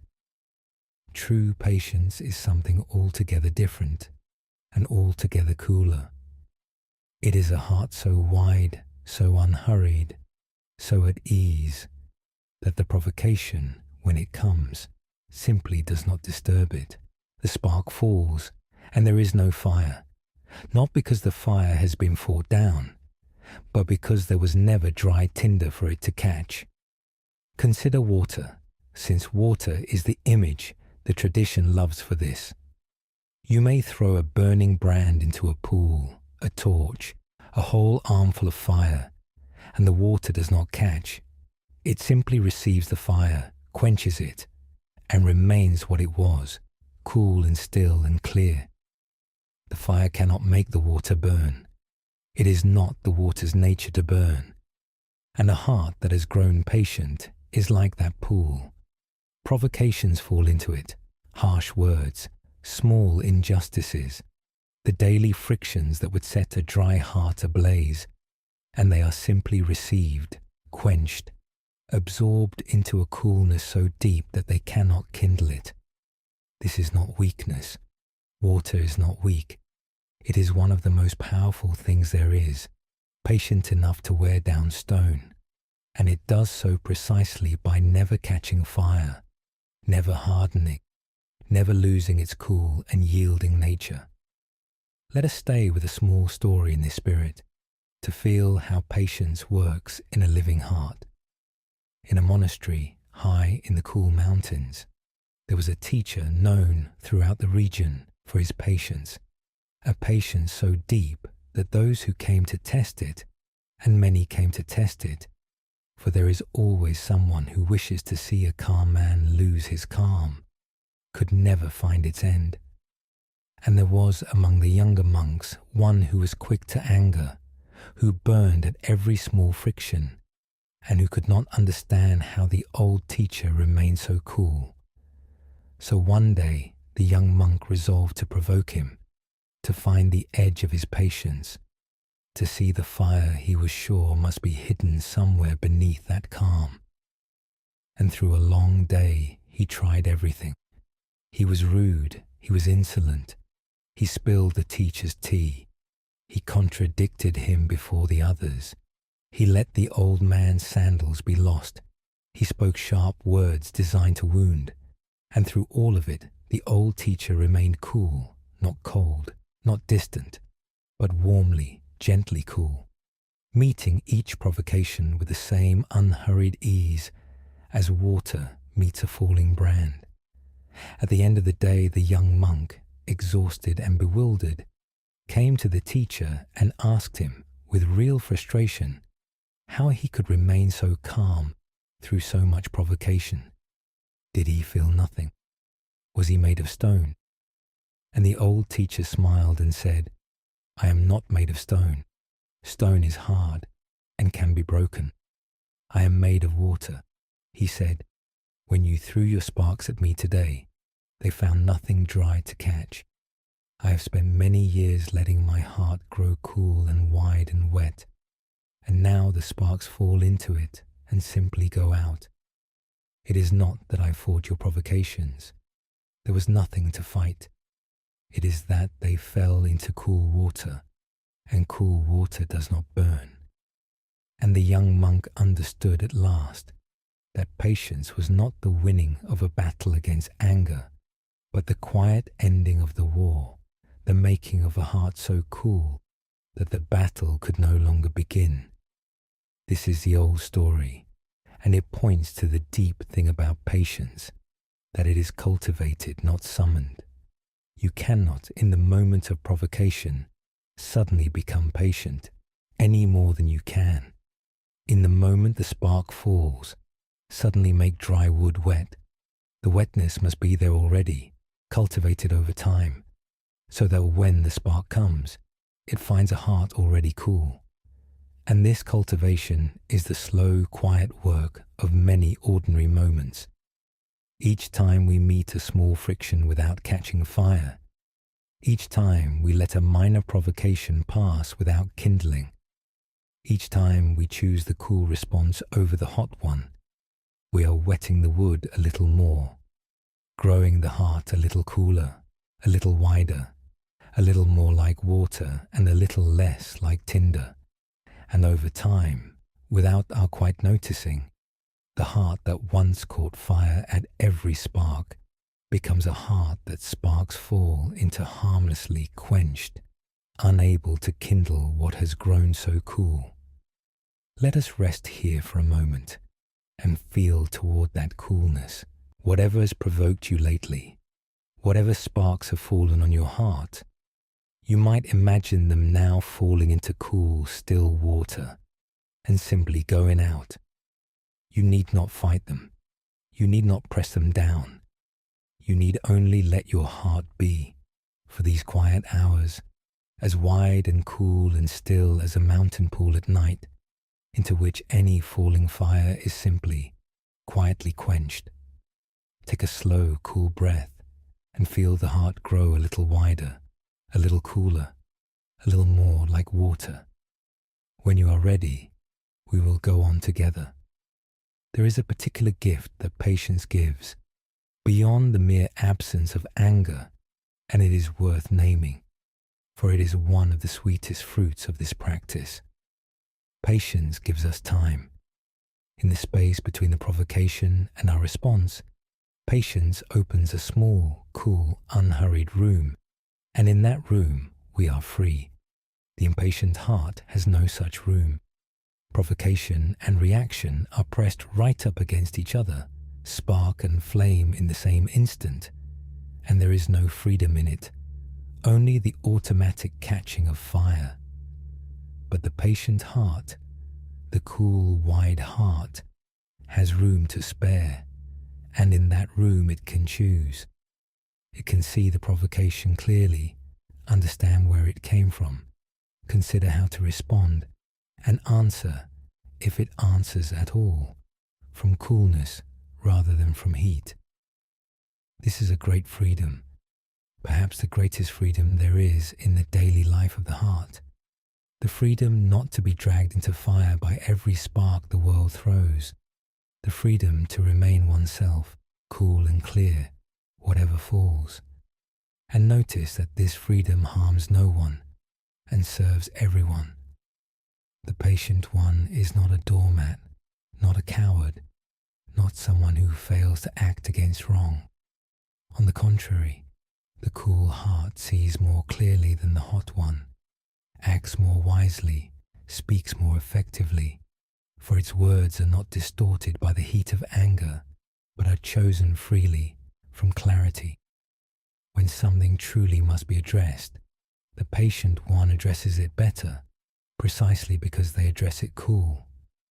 The fire of anger, we imagine, gives us strength. In truth, it gives us only heat, and heat clouds the eyes and burns the tongue, and makes us do and say the things we later regret.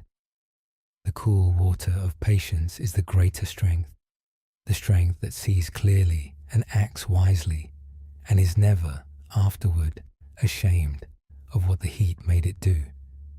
So as you lie here tonight, you might set the intention, gently, to grow a little cooler, a little more patient, not through effort or strain, but through this quiet cultivation, night after night, of a heart that lets sparks fall harmlessly into cool water.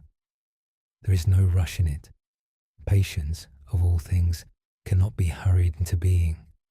It grows slowly, like water gathering in a mountain pool, drop by drop, moment by moment, until one day the pool is deep and wide and cool, and the fires that once would have caught it simply fall in and go out, and you will find, as that coolness deepens, that the world provokes you less, not because the world has changed, but because you have. The same sparks fall and find nothing to catch, and the heart remains, through all of it, cool and clear and free. Let the breath be cool now, cool and slow and deep, like water gathering quietly in a still pool through the long night. Let each cool breath widen the pool a little, deepen it a little, until your whole heart feels like cool, still water in the dark, into which nothing burning can fall without being quenched. There is no fire in you now, no spark that can catch, only the deep, cool, quiet water of a patient heart, still and clear beneath the night, ready to quench whatever falls.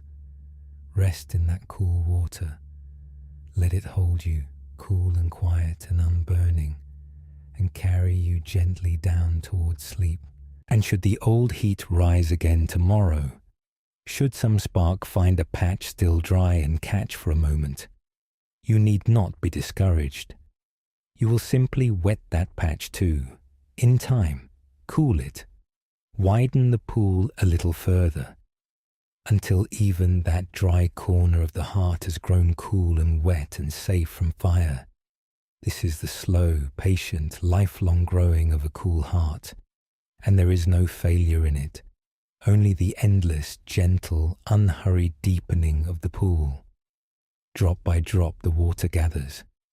Moment by moment the heart grows cool, and the fires that once ruled you burn lower and lower, quenched again and again by a patience that only deepens with the years, until the cool water is so wide and so deep that you can scarcely remember what it was to burn. It helps, too, to see what patience is guarding us against. For anger, when it is quick, does a particular kind of damage that patience alone can prevent.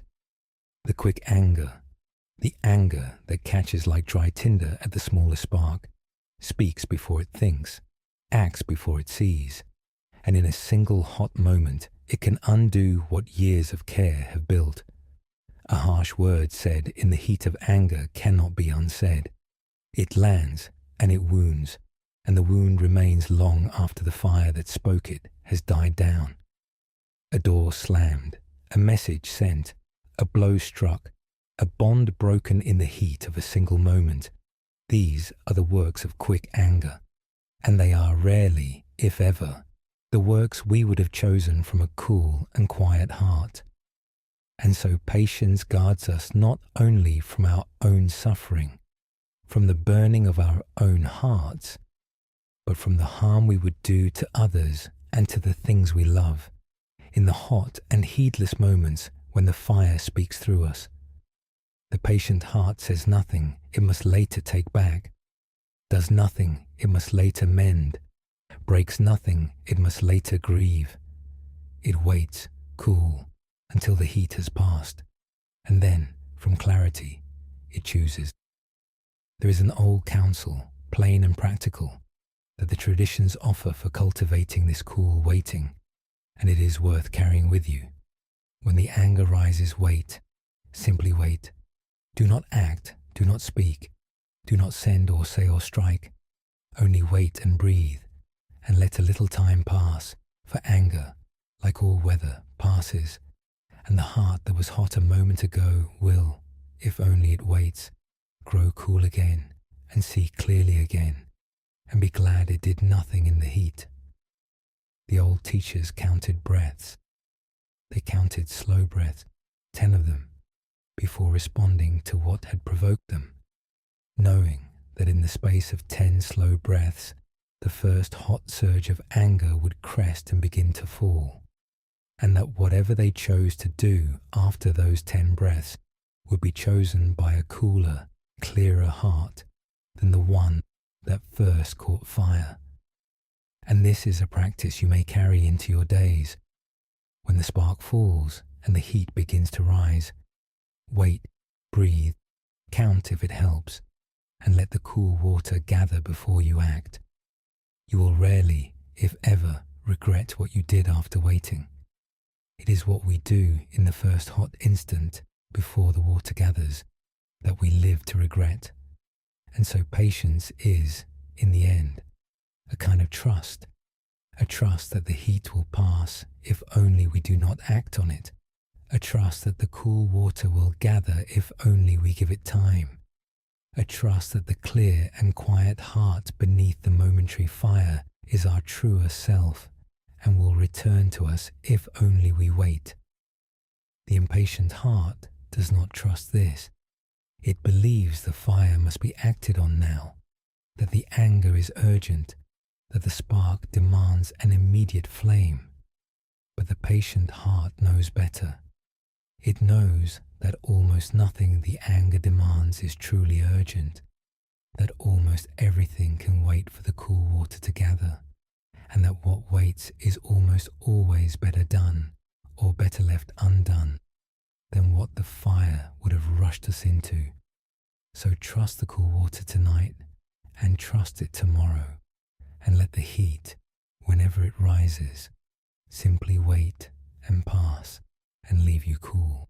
We have grown the heart cool now, wide and still as water, so that the sparks of provocation fall into it and go out. But there is something that deepens this coolness even further, something that reaches into the very source of anger and softens it from within. It is understanding, the deep seeing into why others do as they do, which melts our anger the way warm light melts frost. So let us turn now gently to that softening understanding.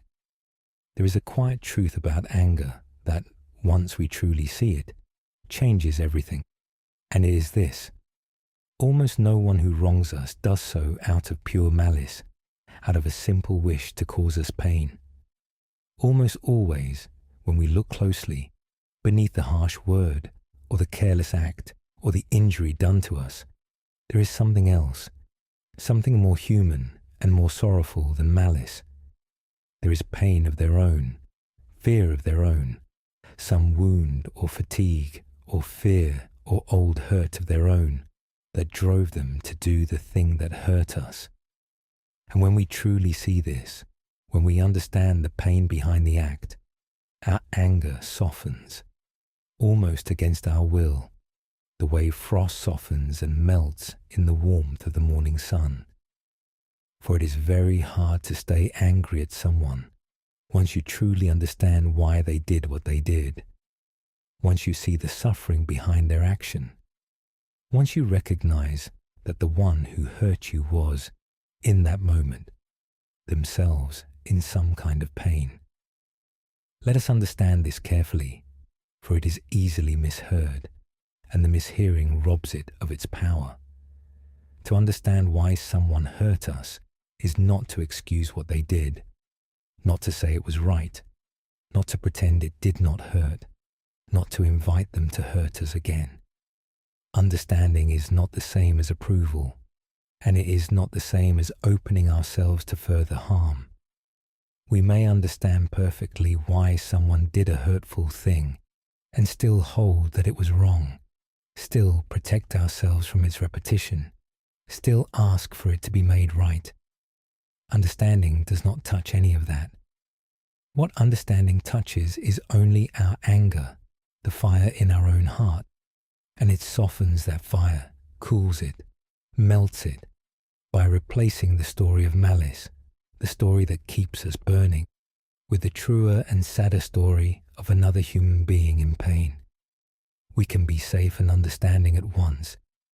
We can hold a boundary and hold compassion at once. Understanding takes nothing from our protection. It takes only from our burning. Consider how differently we feel when we know the reason behind the hurt. If a stranger shoves past us in the street, roughly, rudely, without a word, the fire rises at once. How dare they? What right have they? The anger catches like dry tinder. But if we then see that the stranger is rushing, white-faced, toward a child who has fallen, or toward some emergency we had not seen, the anger vanishes in an instant, melted entirely, replaced by understanding, even by concern. Nothing about the shove has changed.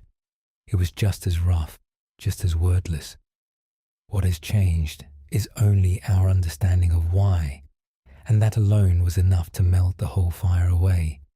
And the deep teaching here is that there is almost always such a reason, such a why, behind every hurt, even when we cannot see it, even when the one who hurt us is rushing towards some fallen child of their own that we know nothing of, some pain or fear or old wound that drove them invisibly to us to do the thing that hurt. Let us stay with a small story in this spirit. There was once a man who kept a garden, and each morning he found that someone had been trampling his flowers in the night, breaking the stems, ruining the blooms he had tended so carefully. And each morning his anger grew until he burned with it, imagining some cruel and careless person destroying his garden out of spite, and he resolved to catch this vandal and confront him and pour out all his fury upon him. So one night he waited, hidden, watching, his anger hot and ready, and in the small hours he saw a figure come into the garden, and he rose to confront it, and then he saw in the moonlight that it was an old man from the village, one who had lost his sight, and who wandered in the night not knowing where he was, confused and frightened, stumbling through the flowers he could not see, lost and afraid in the dark. And in that instant all the gardener's anger melted, entirely, replaced by pity, by tenderness, by understanding, and instead of the fury he had prepared, he went gently to the old man and took his arm and led him softly home. The flowers were just as broken as they had been the morning before, but the fire in the gardener's heart was wholly gone, melted by understanding the moment he saw the truth of why.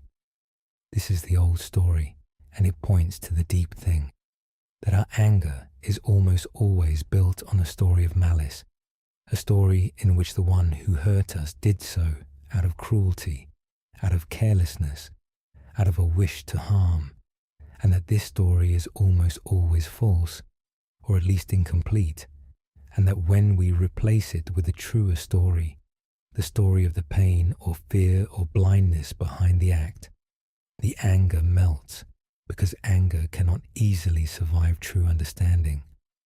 We stay angry in large part by not understanding, by holding fast to the story of malice, by refusing to see the wound behind the wound. And the practice of understanding is simply the willingness to look for that truer story, to ask gently, what pain might have driven this, what fear, what wound, what old hurt, and to let the answer, even when we cannot know it for certain, soften the fire in our own heart. Let us rest here for a moment and let understanding do its gentle work. Whoever has hurt you, whatever the wrong that still burns in you tonight, you might consider gently that behind their act there was very likely some pain of their own, some fear, some wound, some old hurt driving them, that they too, in the moment they hurt you, were in some kind of suffering, as all who cause harm are suffering. You need not excuse them. You need only understand them, and let the understanding soften your own fire. Take a slow, warm breath and feel how the anger loosens a little when you see the hurt person behind the hurtful act. When you are ready, we will go on together. There is a particular understanding that softens anger more than any other, and it is this, that the one who wronged us was, almost always, acting out of their own suffering, and that hurt people, as the simple saying goes. The one who lashes out in cruelty is almost always one who has been treated cruelly, carrying an old wound that they pass on without meaning to whoever is near. The one who is careless of our feelings is often one whose own feelings were never cared for. The one who is quick to anger is often one who lives in fear. And when we see this chain of pain, this long inheritance of hurt, passed from one wounded heart to the next, our anger at any single link in the chain softens into something more like sorrow, a sorrow for the whole sad human situation, in which pain begets pain and wound passes to wound, and in which the one who hurt us is not a villain but simply another link, another wounded one passing on a wound they never asked to carry. And from that sorrow, that understanding, forgiveness becomes not a duty we force ourselves to perform, but a natural softening of the heart, a letting go that happens almost on its own once we truly see. And notice that this understanding brings a strange and welcome freedom, for it takes the wrong done to us out of the realm of the personal, where it burns hottest. When we believe that someone hurt us on purpose, out of malice aimed at us, particularly, the wound is personal, and it burns.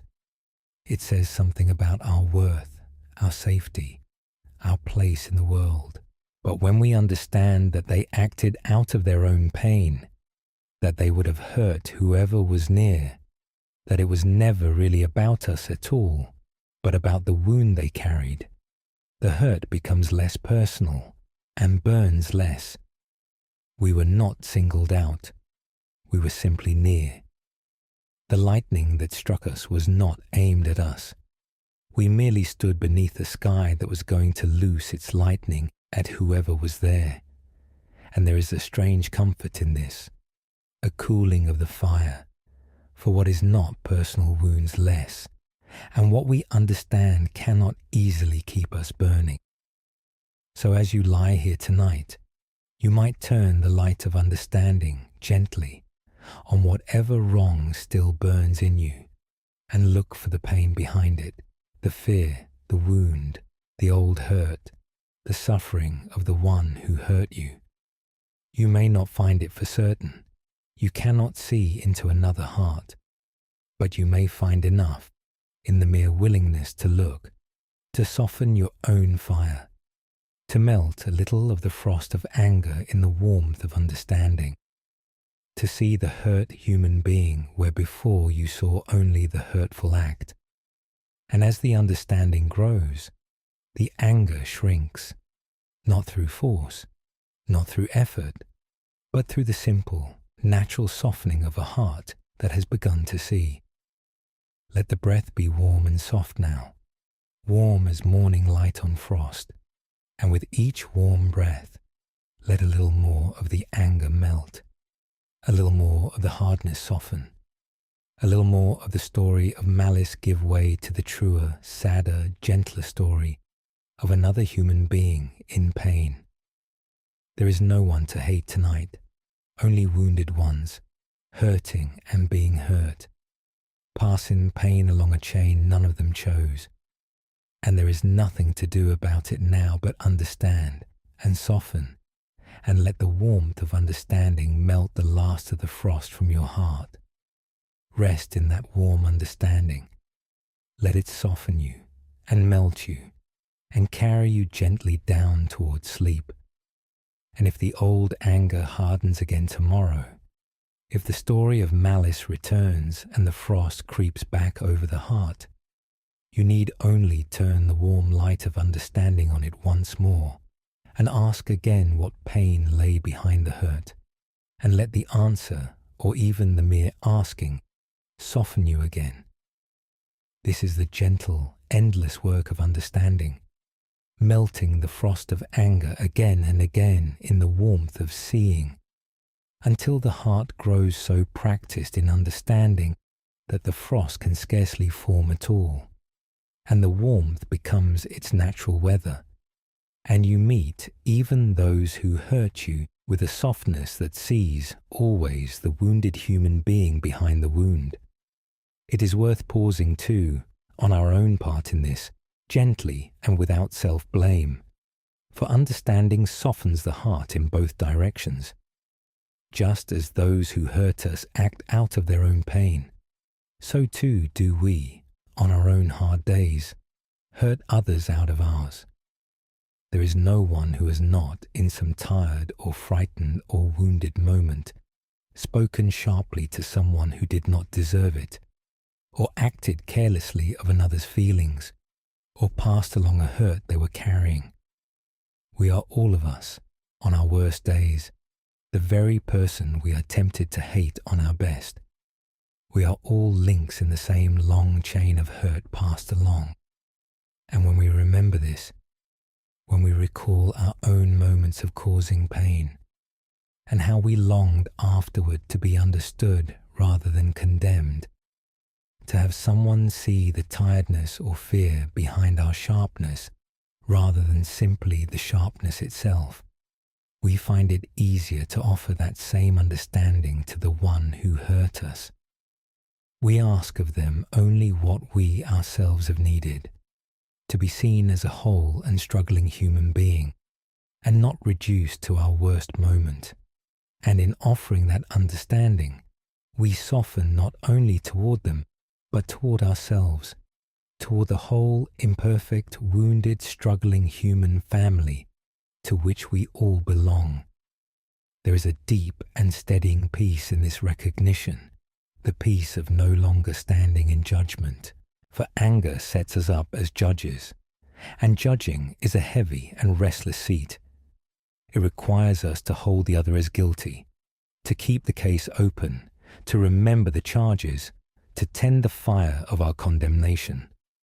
And understanding lets us step down from that seat, lay down the case, close the file, not because justice does not matter, but because we see that we are not fit to be anyone's final judge, that we do not know the whole of another's heart, that we ourselves would not survive the kind of judgment we are tempted to pass on others. And in stepping down from the seat of judgment, we lay down a great weight, the weight of holding another guilty, and the heart, relieved of that weight, grows lighter, softer, cooler, freer. It is a great relief to stop judging. It is a great rest to lay the gavel down and simply understand. So let the light of understanding spread now, gently, over everyone your anger has touched, the one who hurt you and yourself, and the whole long chain of wounded ones passing pain along.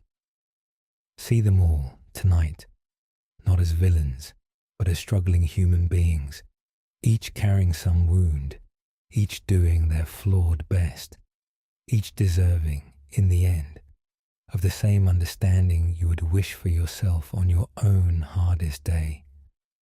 And let that wide understanding soften the whole landscape of your heart, melting the frost not just from one wrong, but from all of them, until there is no one left to hate, no one left to judge, only a wide and gentle field of understanding, warm and soft and quiet in the night, in which anger cannot easily take root, and in which the heart can finally rest. We have let understanding soften the heart now, melting the frost of anger in the warm light of seeing the wounded human being behind every wound. But there remains one final movement, the deepest of all, the one toward which all the others have been quietly leading. It is forgiveness, the laying down of the grudge, not for the sake of the one who wronged us, but for our own sake, our own freedom, our own peace. So let us turn now, gently and slowly, to that final and freeing letting go. There is a great misunderstanding about forgiveness, one that keeps many people bound to their anger for years, and it is worth clearing away gently, here in the quiet of the night, before we go any further. The misunderstanding is this, that forgiveness is something we do for the one who wronged us, a gift we give them, a letting them off, a saying that what they did was acceptable after all. And because we feel, rightly, that what they did was not acceptable, that they do not deserve to be let off, we refuse to forgive, believing that to forgive would be to betray ourselves, to excuse the wrong, to hand a gift to someone who does not deserve it. And so we hold on to our anger, thinking we are holding on to justice, thinking our refusal to forgive somehow punishes the one who hurt us. But it does not. It punishes only ourselves. For here is the truth about forgiveness that changes everything, once we truly see it. Forgiveness is not a gift we give to the one who wronged us. It is a gift we give to ourselves. It is the setting down of a weight we have been carrying, a weight that burdens only us. The weight of the grudge, the weight of the anger, the weight of the old wrong carried through the years. The one who wronged us very often feels nothing of this weight. They may have forgotten the whole thing, maybe sleeping soundly, maybe living their life untroubled while we lie awake burning. Our grudge does not touch them. It touches only us. It is a fire we carry in our own chest, believing we are aiming it at them, when in truth it burns only the one who carries it. And to forgive is simply to set that fire down, to put out that flame, to lay down that weight, not for their sake, but for our own freedom, our own peace, our own rest. Let us understand this clearly, for it is the heart of the whole matter. To forgive does not mean to say that what was done was right. It does not mean to forget, or to pretend it did not happen, or to invite the wrongdoer back into our trust, or to abandon the boundaries that keep us safe. Forgiveness touches none of that. We may forgive and still hold that the wrong was wrong. We may forgive and still remember. We may forgive and still keep our distance, still protect ourselves, still never let the person near us again. Forgiveness is not about them at all, not about what they did or deserve or will do next. Forgiveness is entirely about us, about our own heart, about whether we will keep carrying the fire or set it down. It is the inner act of releasing our own grip on the grudge, of unclenching the hand that has been holding the hot coal, of choosing our own freedom over the bitter satisfaction of a grievance nursed. Let us return, for a moment, to the image we touched on earlier in our long night together, the image of the hot coal, for it belongs most fully here. Holding on to anger, the old teaching says, is like grasping a hot coal with the intention of throwing it at someone else. You are the one who gets burned, and this is exactly the nature of the grudge. We hold the hot coal of our anger, meaning to hurl it at the one who wronged us, meaning to make them feel what we feel, to make them pay, to make the coal burn them. But the coal is in our hand. It burns our hand, our palm, our fingers, all the while we hold it, and the one we mean to throw it at is far away, untouched, unburned, perhaps not even aware that we are holding a coal at all. And forgiveness is simply this: the opening of the hand, the letting the coal fall, the setting down of the burning thing we have been clutching, so that our own hand at last can begin to heal. It is not a gift to the person we meant to throw it at. It is mercy to our own burned hand.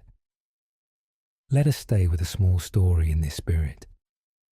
There were two friends who had been imprisoned together long ago in hard conditions, treated cruelly by their captors, and after many years both were released and went their separate ways and lived out their lives. And many years later they met again, two old men now, and they spoke of the past, of the prison, of the cruelty they had suffered. And one asked the other, "Have you forgiven them, our captors, for what they did to us?" And the second man said, "No, never. I will never forgive them, not as long as I live." And the first man was quiet for a while, and then he said gently, "Then it seems they still have you in prison, even now." For the second man, all these years later, was still bound, still held, still suffering the cruelty of his captors, not because they still held him. They were long gone, long dead perhaps, but because he still held them, still clutched the grudge, still carried the prison inside him wherever he went. And the first man, who had set it down, who had forgiven, not for his captor's sake but for his own, walked free, truly free, in a way the second man, still gripping his old anger, had never managed to be. This is the old story, and it points to the deepest truth about the grudge, that the one who holds it is the one it holds. The grudge does not imprison the one we hold it against. It imprisons us. We become the jailer who cannot leave the prison, because to guard our prisoner, we must stay in the cell with them, must stay bound to the very wrong we can never forget, must carry our captor with us wherever we go, for as long as we refuse to let them go. And forgiveness is simply the opening of that cell from the inside and the walking free, leaving the old wrong behind at last, not because it did not happen, not because it did not matter, but because we no longer wish to spend our one life imprisoned with it. We forgive to walk free. We forgive to set ourselves down. We forgive because the one we have truly been holding captive all along was ourselves. Let us rest here for a moment and feel toward that freedom. Whatever grudge you have carried, whatever old wrong you have held against someone through the months or years, you might consider gently that the weight of it has fallen on you, not them, that the fire of it has burned your hand, not theirs, that the prison of it has held you, not them. And you might feel, just for a moment, how it would be to set it down, to open the hand, to walk free, not for their sake, but for your own. You need do nothing yet. Only feel the possibility of that freedom, the lightness of a hand no longer gripping, a heart no longer burning, a self no longer imprisoned with an old wrong. Take a slow, releasing breath. When you are ready, we will go on together. Notice that forgiveness, understood this way, asks nothing of the one who wronged us. It does not wait for their apology. It does not require their remorse. It does not depend on their changing or understanding or ever knowing that we have forgiven them at all. This is a great liberation, for if our freedom depended on their apology, we might wait forever. Many who wrong us never apologize, never feel remorse, never give us the acknowledgement we long for, and if we make our peace hostage to their repentance, we may never find peace at all. But forgiveness, rightly understood, needs none of that. It is entirely within our own power, entirely our own act, entirely our own choice to set down our own fire, whatever the other person does or does not do. They need not participate. They need not even know. Our freedom is ours to give ourselves, and no one, not even the one who wronged us, can withhold it from us once we understand that it was ours to give all along. And notice, too, that forgiveness is often not a single act but a practice, a thing we do not once but many times. For the grudge, once set down, has a way of being picked up again. The coal, once dropped, a way of finding its way back into the hand. We forgive and feel free, and then some reminder comes, some memory, some fresh sting, and the old anger returns, and we find ourselves gripping the coal once more. And this is not failure. It is simply the nature of the practice. We forgive again. We set it down again. We open the hand again, as many times as it takes.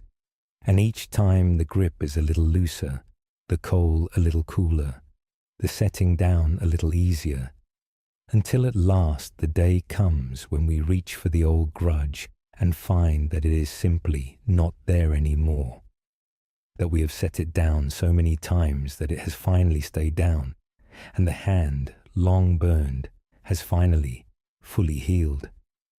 So as you lie here tonight, you might begin, gently, to set down whatever you have been carrying, not all at once, not by force, but simply by loosening your grip a little, opening your hand a little, letting the old coal cool a little in your palm. You need not decide anything grand tonight. You need only feel, for these quiet hours, how much lighter you are when the hand is open, how much cooler when the coal is set down, how much freer when the old prisoner, who was always yourself, is finally let go, and you might let that lightness, that coolness, that freedom be the feeling that carries you down towards sleep, the feeling of a burden long carried finally set down, a fire long held finally released, a self long imprisoned finally gently, walking free. Let the hand be open now, soft and open in the dark. The old coal set down, the palm cooling, the burn beginning at last to heal. Let the breath be slow and free, the breath of one no longer gripping, no longer burning, no longer bound. There is nothing you must hold tonight, no grudge you must guard, no fire you must carry, no prisoner you must keep. Only an open hand, a cooling heart, a freed and lightened self, resting in the quiet dark. Let the freedom hold you now, the deep and simple freedom of the forgiven and the forgiving, and let it carry you gently down towards sleep. And if tomorrow you find the coal back in your hand, the old grudge picked up again without your quite meaning to, you need not be discouraged.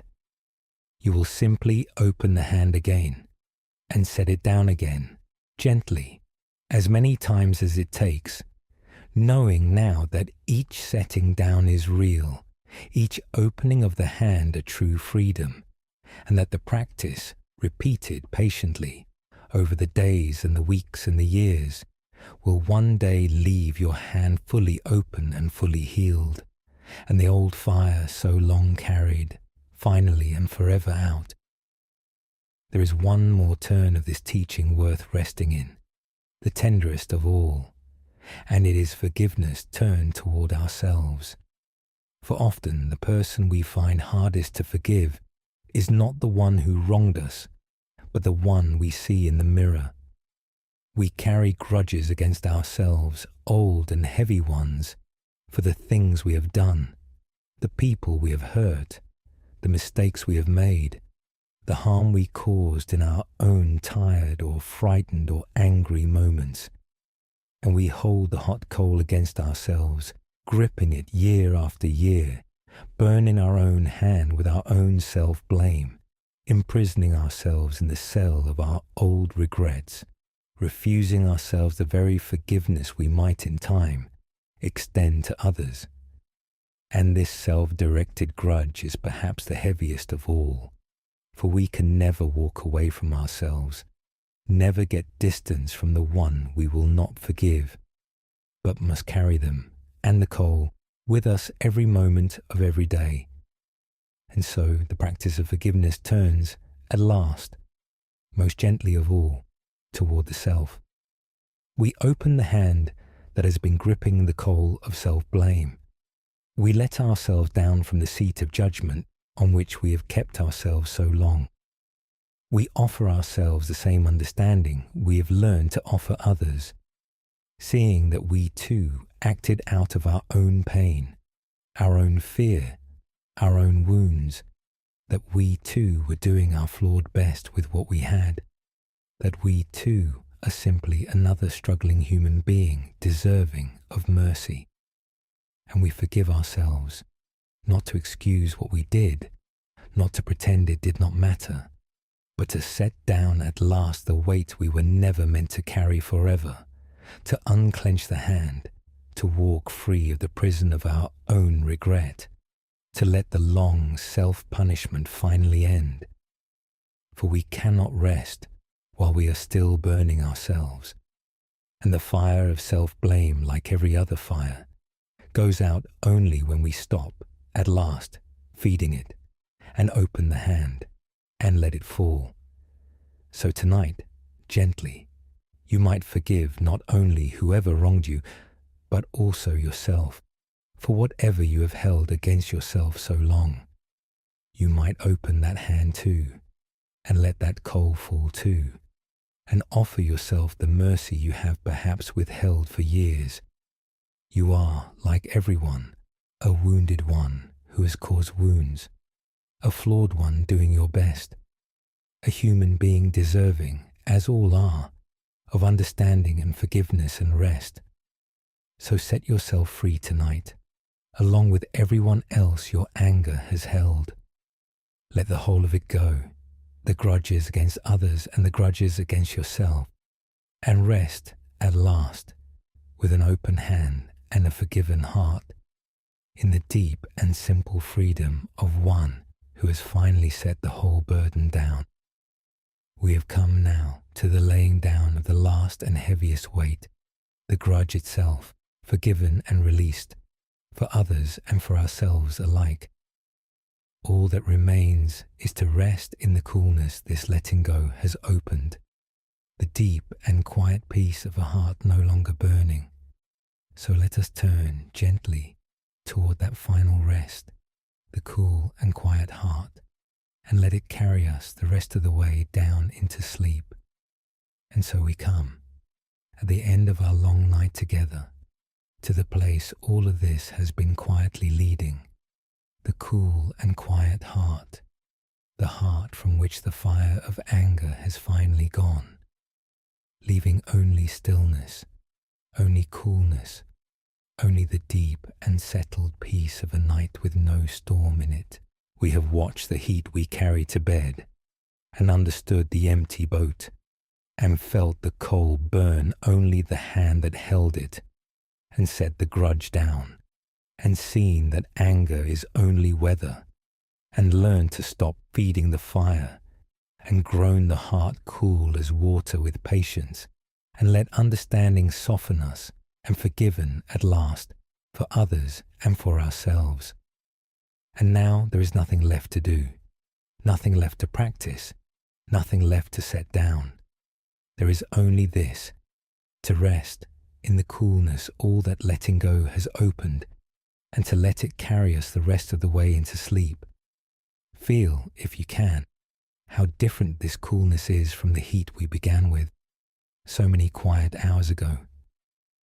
We came to this night perhaps, carrying a fire, some anger from the day or the year, some old wrong still burning, some grudge still gripped, some heat still glowing in the chest, and one by one, gently, without force, we have let the fuel of that fire fall away, until the flames, unfed, have sunk to embers, and the embers to cool grey ash, and now there is only the cool, quiet hearth, the fire spent, the heat gone, the deep and settled peace of a heart that is no longer burning.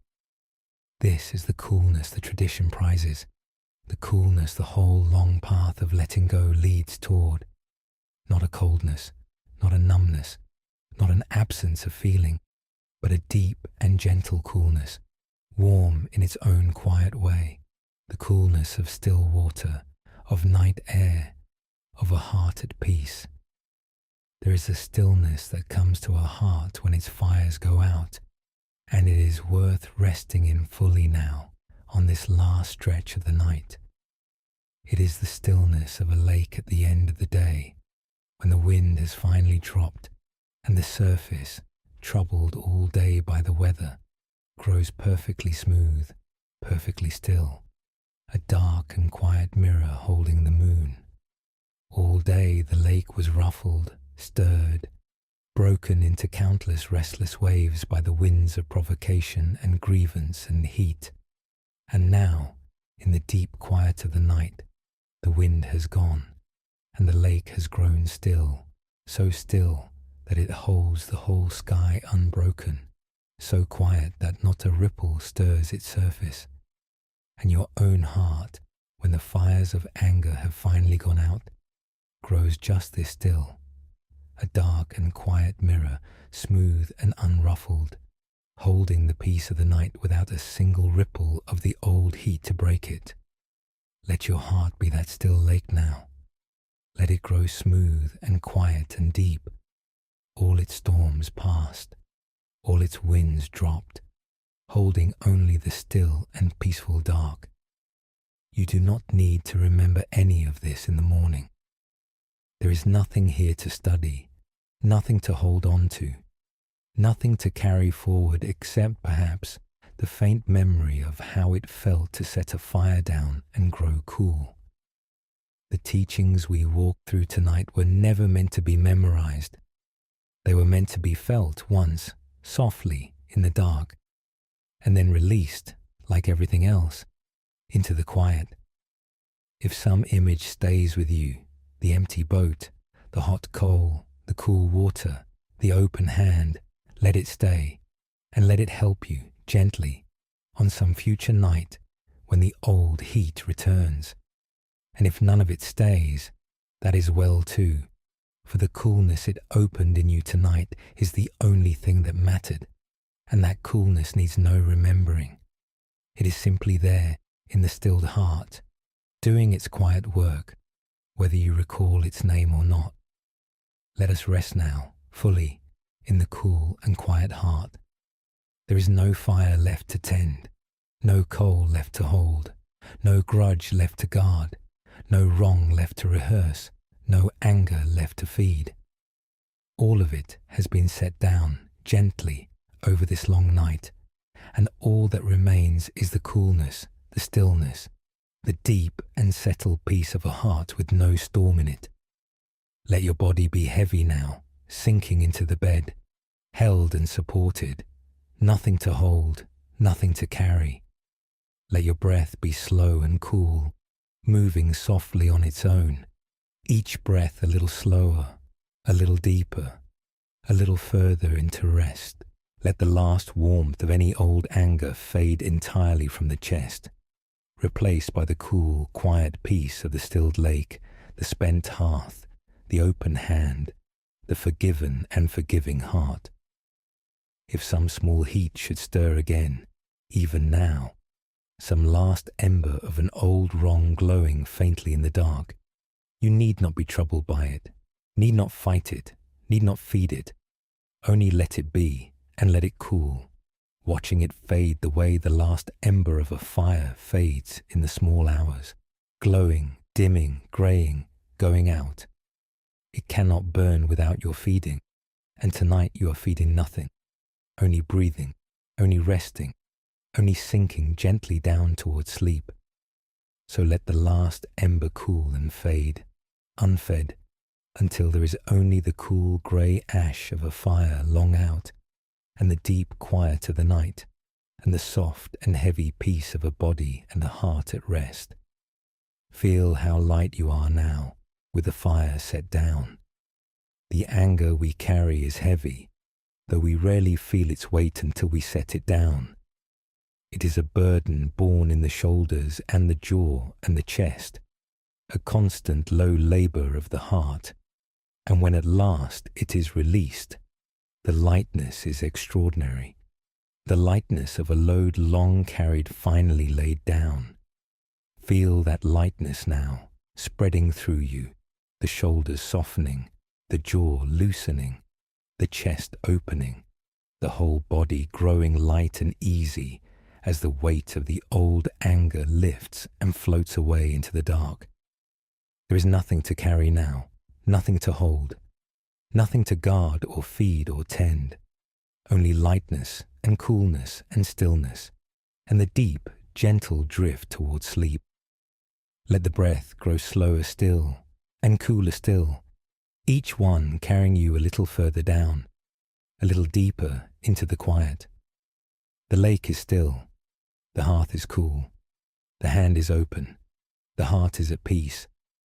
Whatever fire you brought to this night has gone out gently over these long quiet hours and left you cool and light and free, resting in the deep and settled peace of a heart with no anger left in it.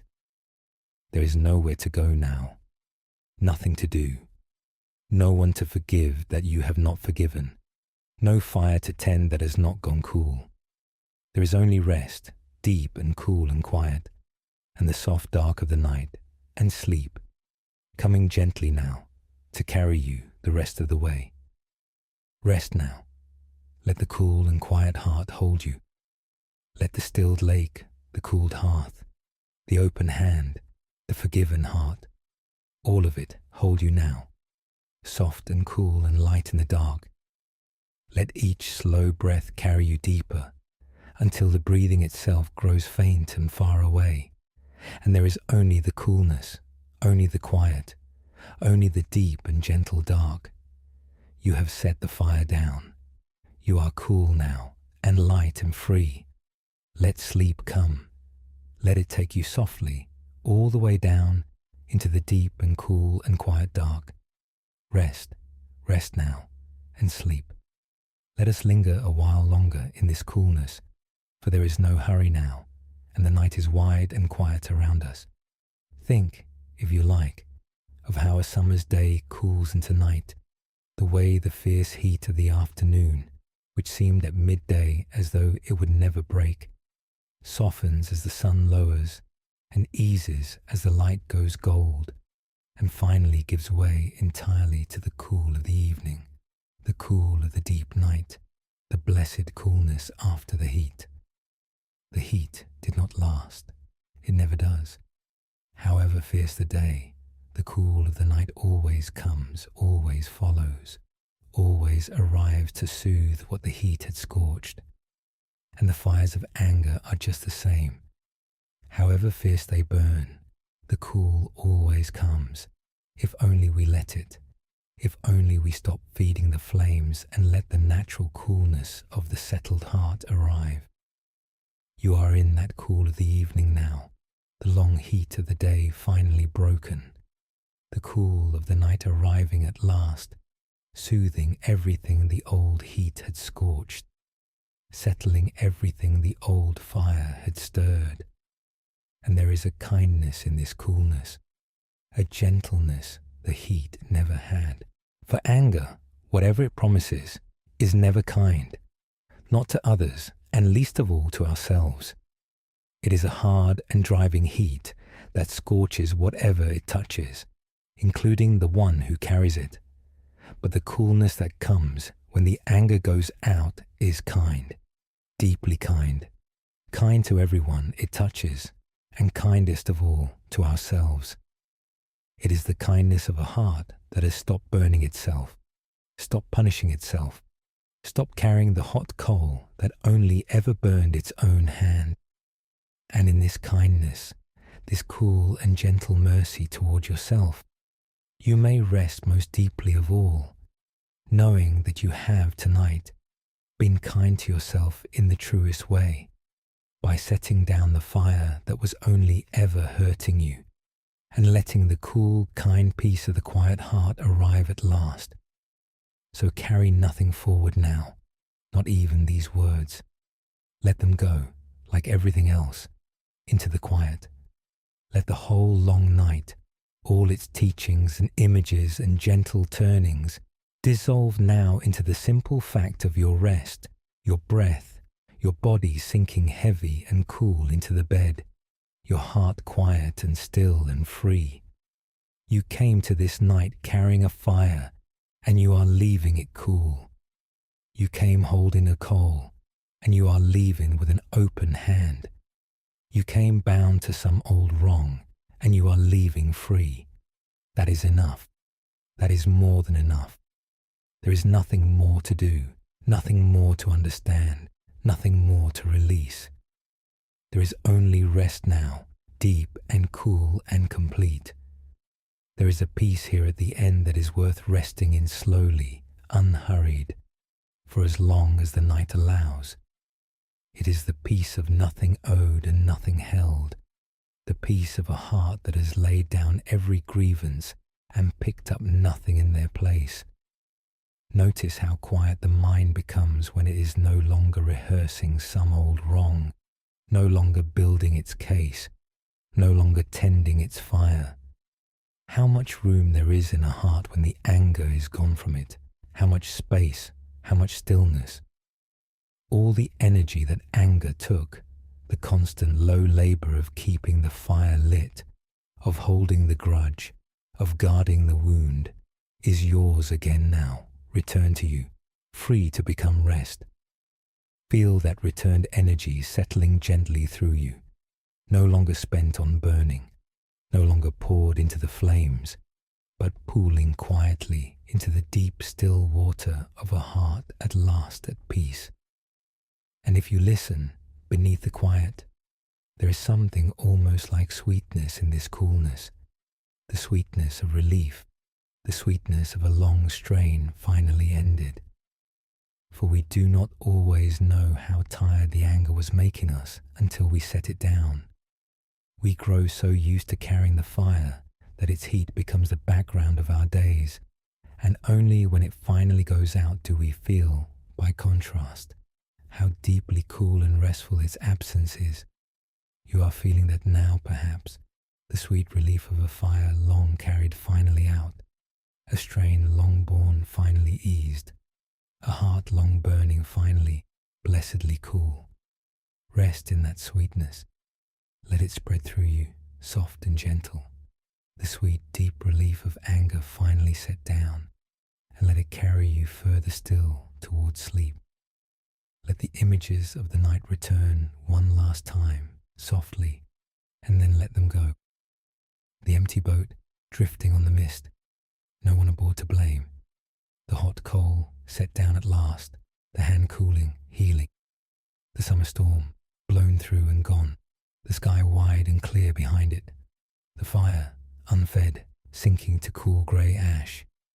The still lake at nightfall, smooth and quiet, holding the moon. The open hand, the forgiven heart. Let them drift through you once more, these gentle pictures of a letting go, and then let them dissolve, like mist at dawn, into the simple dark, into the simple quiet, into the simple fact of your rest. You need hold none of them. You need hold nothing at all. There is only the breath now, slow and soft and cool, and the body heavy and easy and still, and the heart quiet and cool and free, sinking gently down towards sleep. The night will hold you now. The dark is soft and cool and kind, and it asks nothing of you, only that you rest within it, cool and quiet and free. Let it hold you gently and completely, the way the deep night holds a quiet lake. Let the still lake hold you, and the cooled hearth, and the open hand, and the forgiven and forgiving heart, and the cool, wide water of the patient heart that no fire can catch. Let the coolness hold you, all the way down into sleep. There is nothing left to carry. There is nothing left to feed. There is only the deep and gentle dark, and the slow, soft breath, and the cool and quiet heart, drifting now, easily, gently, all the way down into rest. Sleep now. Let it come. There is nothing to keep you from it. No fire still burning, no wrong still held, no weight still borne. Only the cool and quiet dark, and the slow, soft breath, and the deep peace of a heart that has set everything down.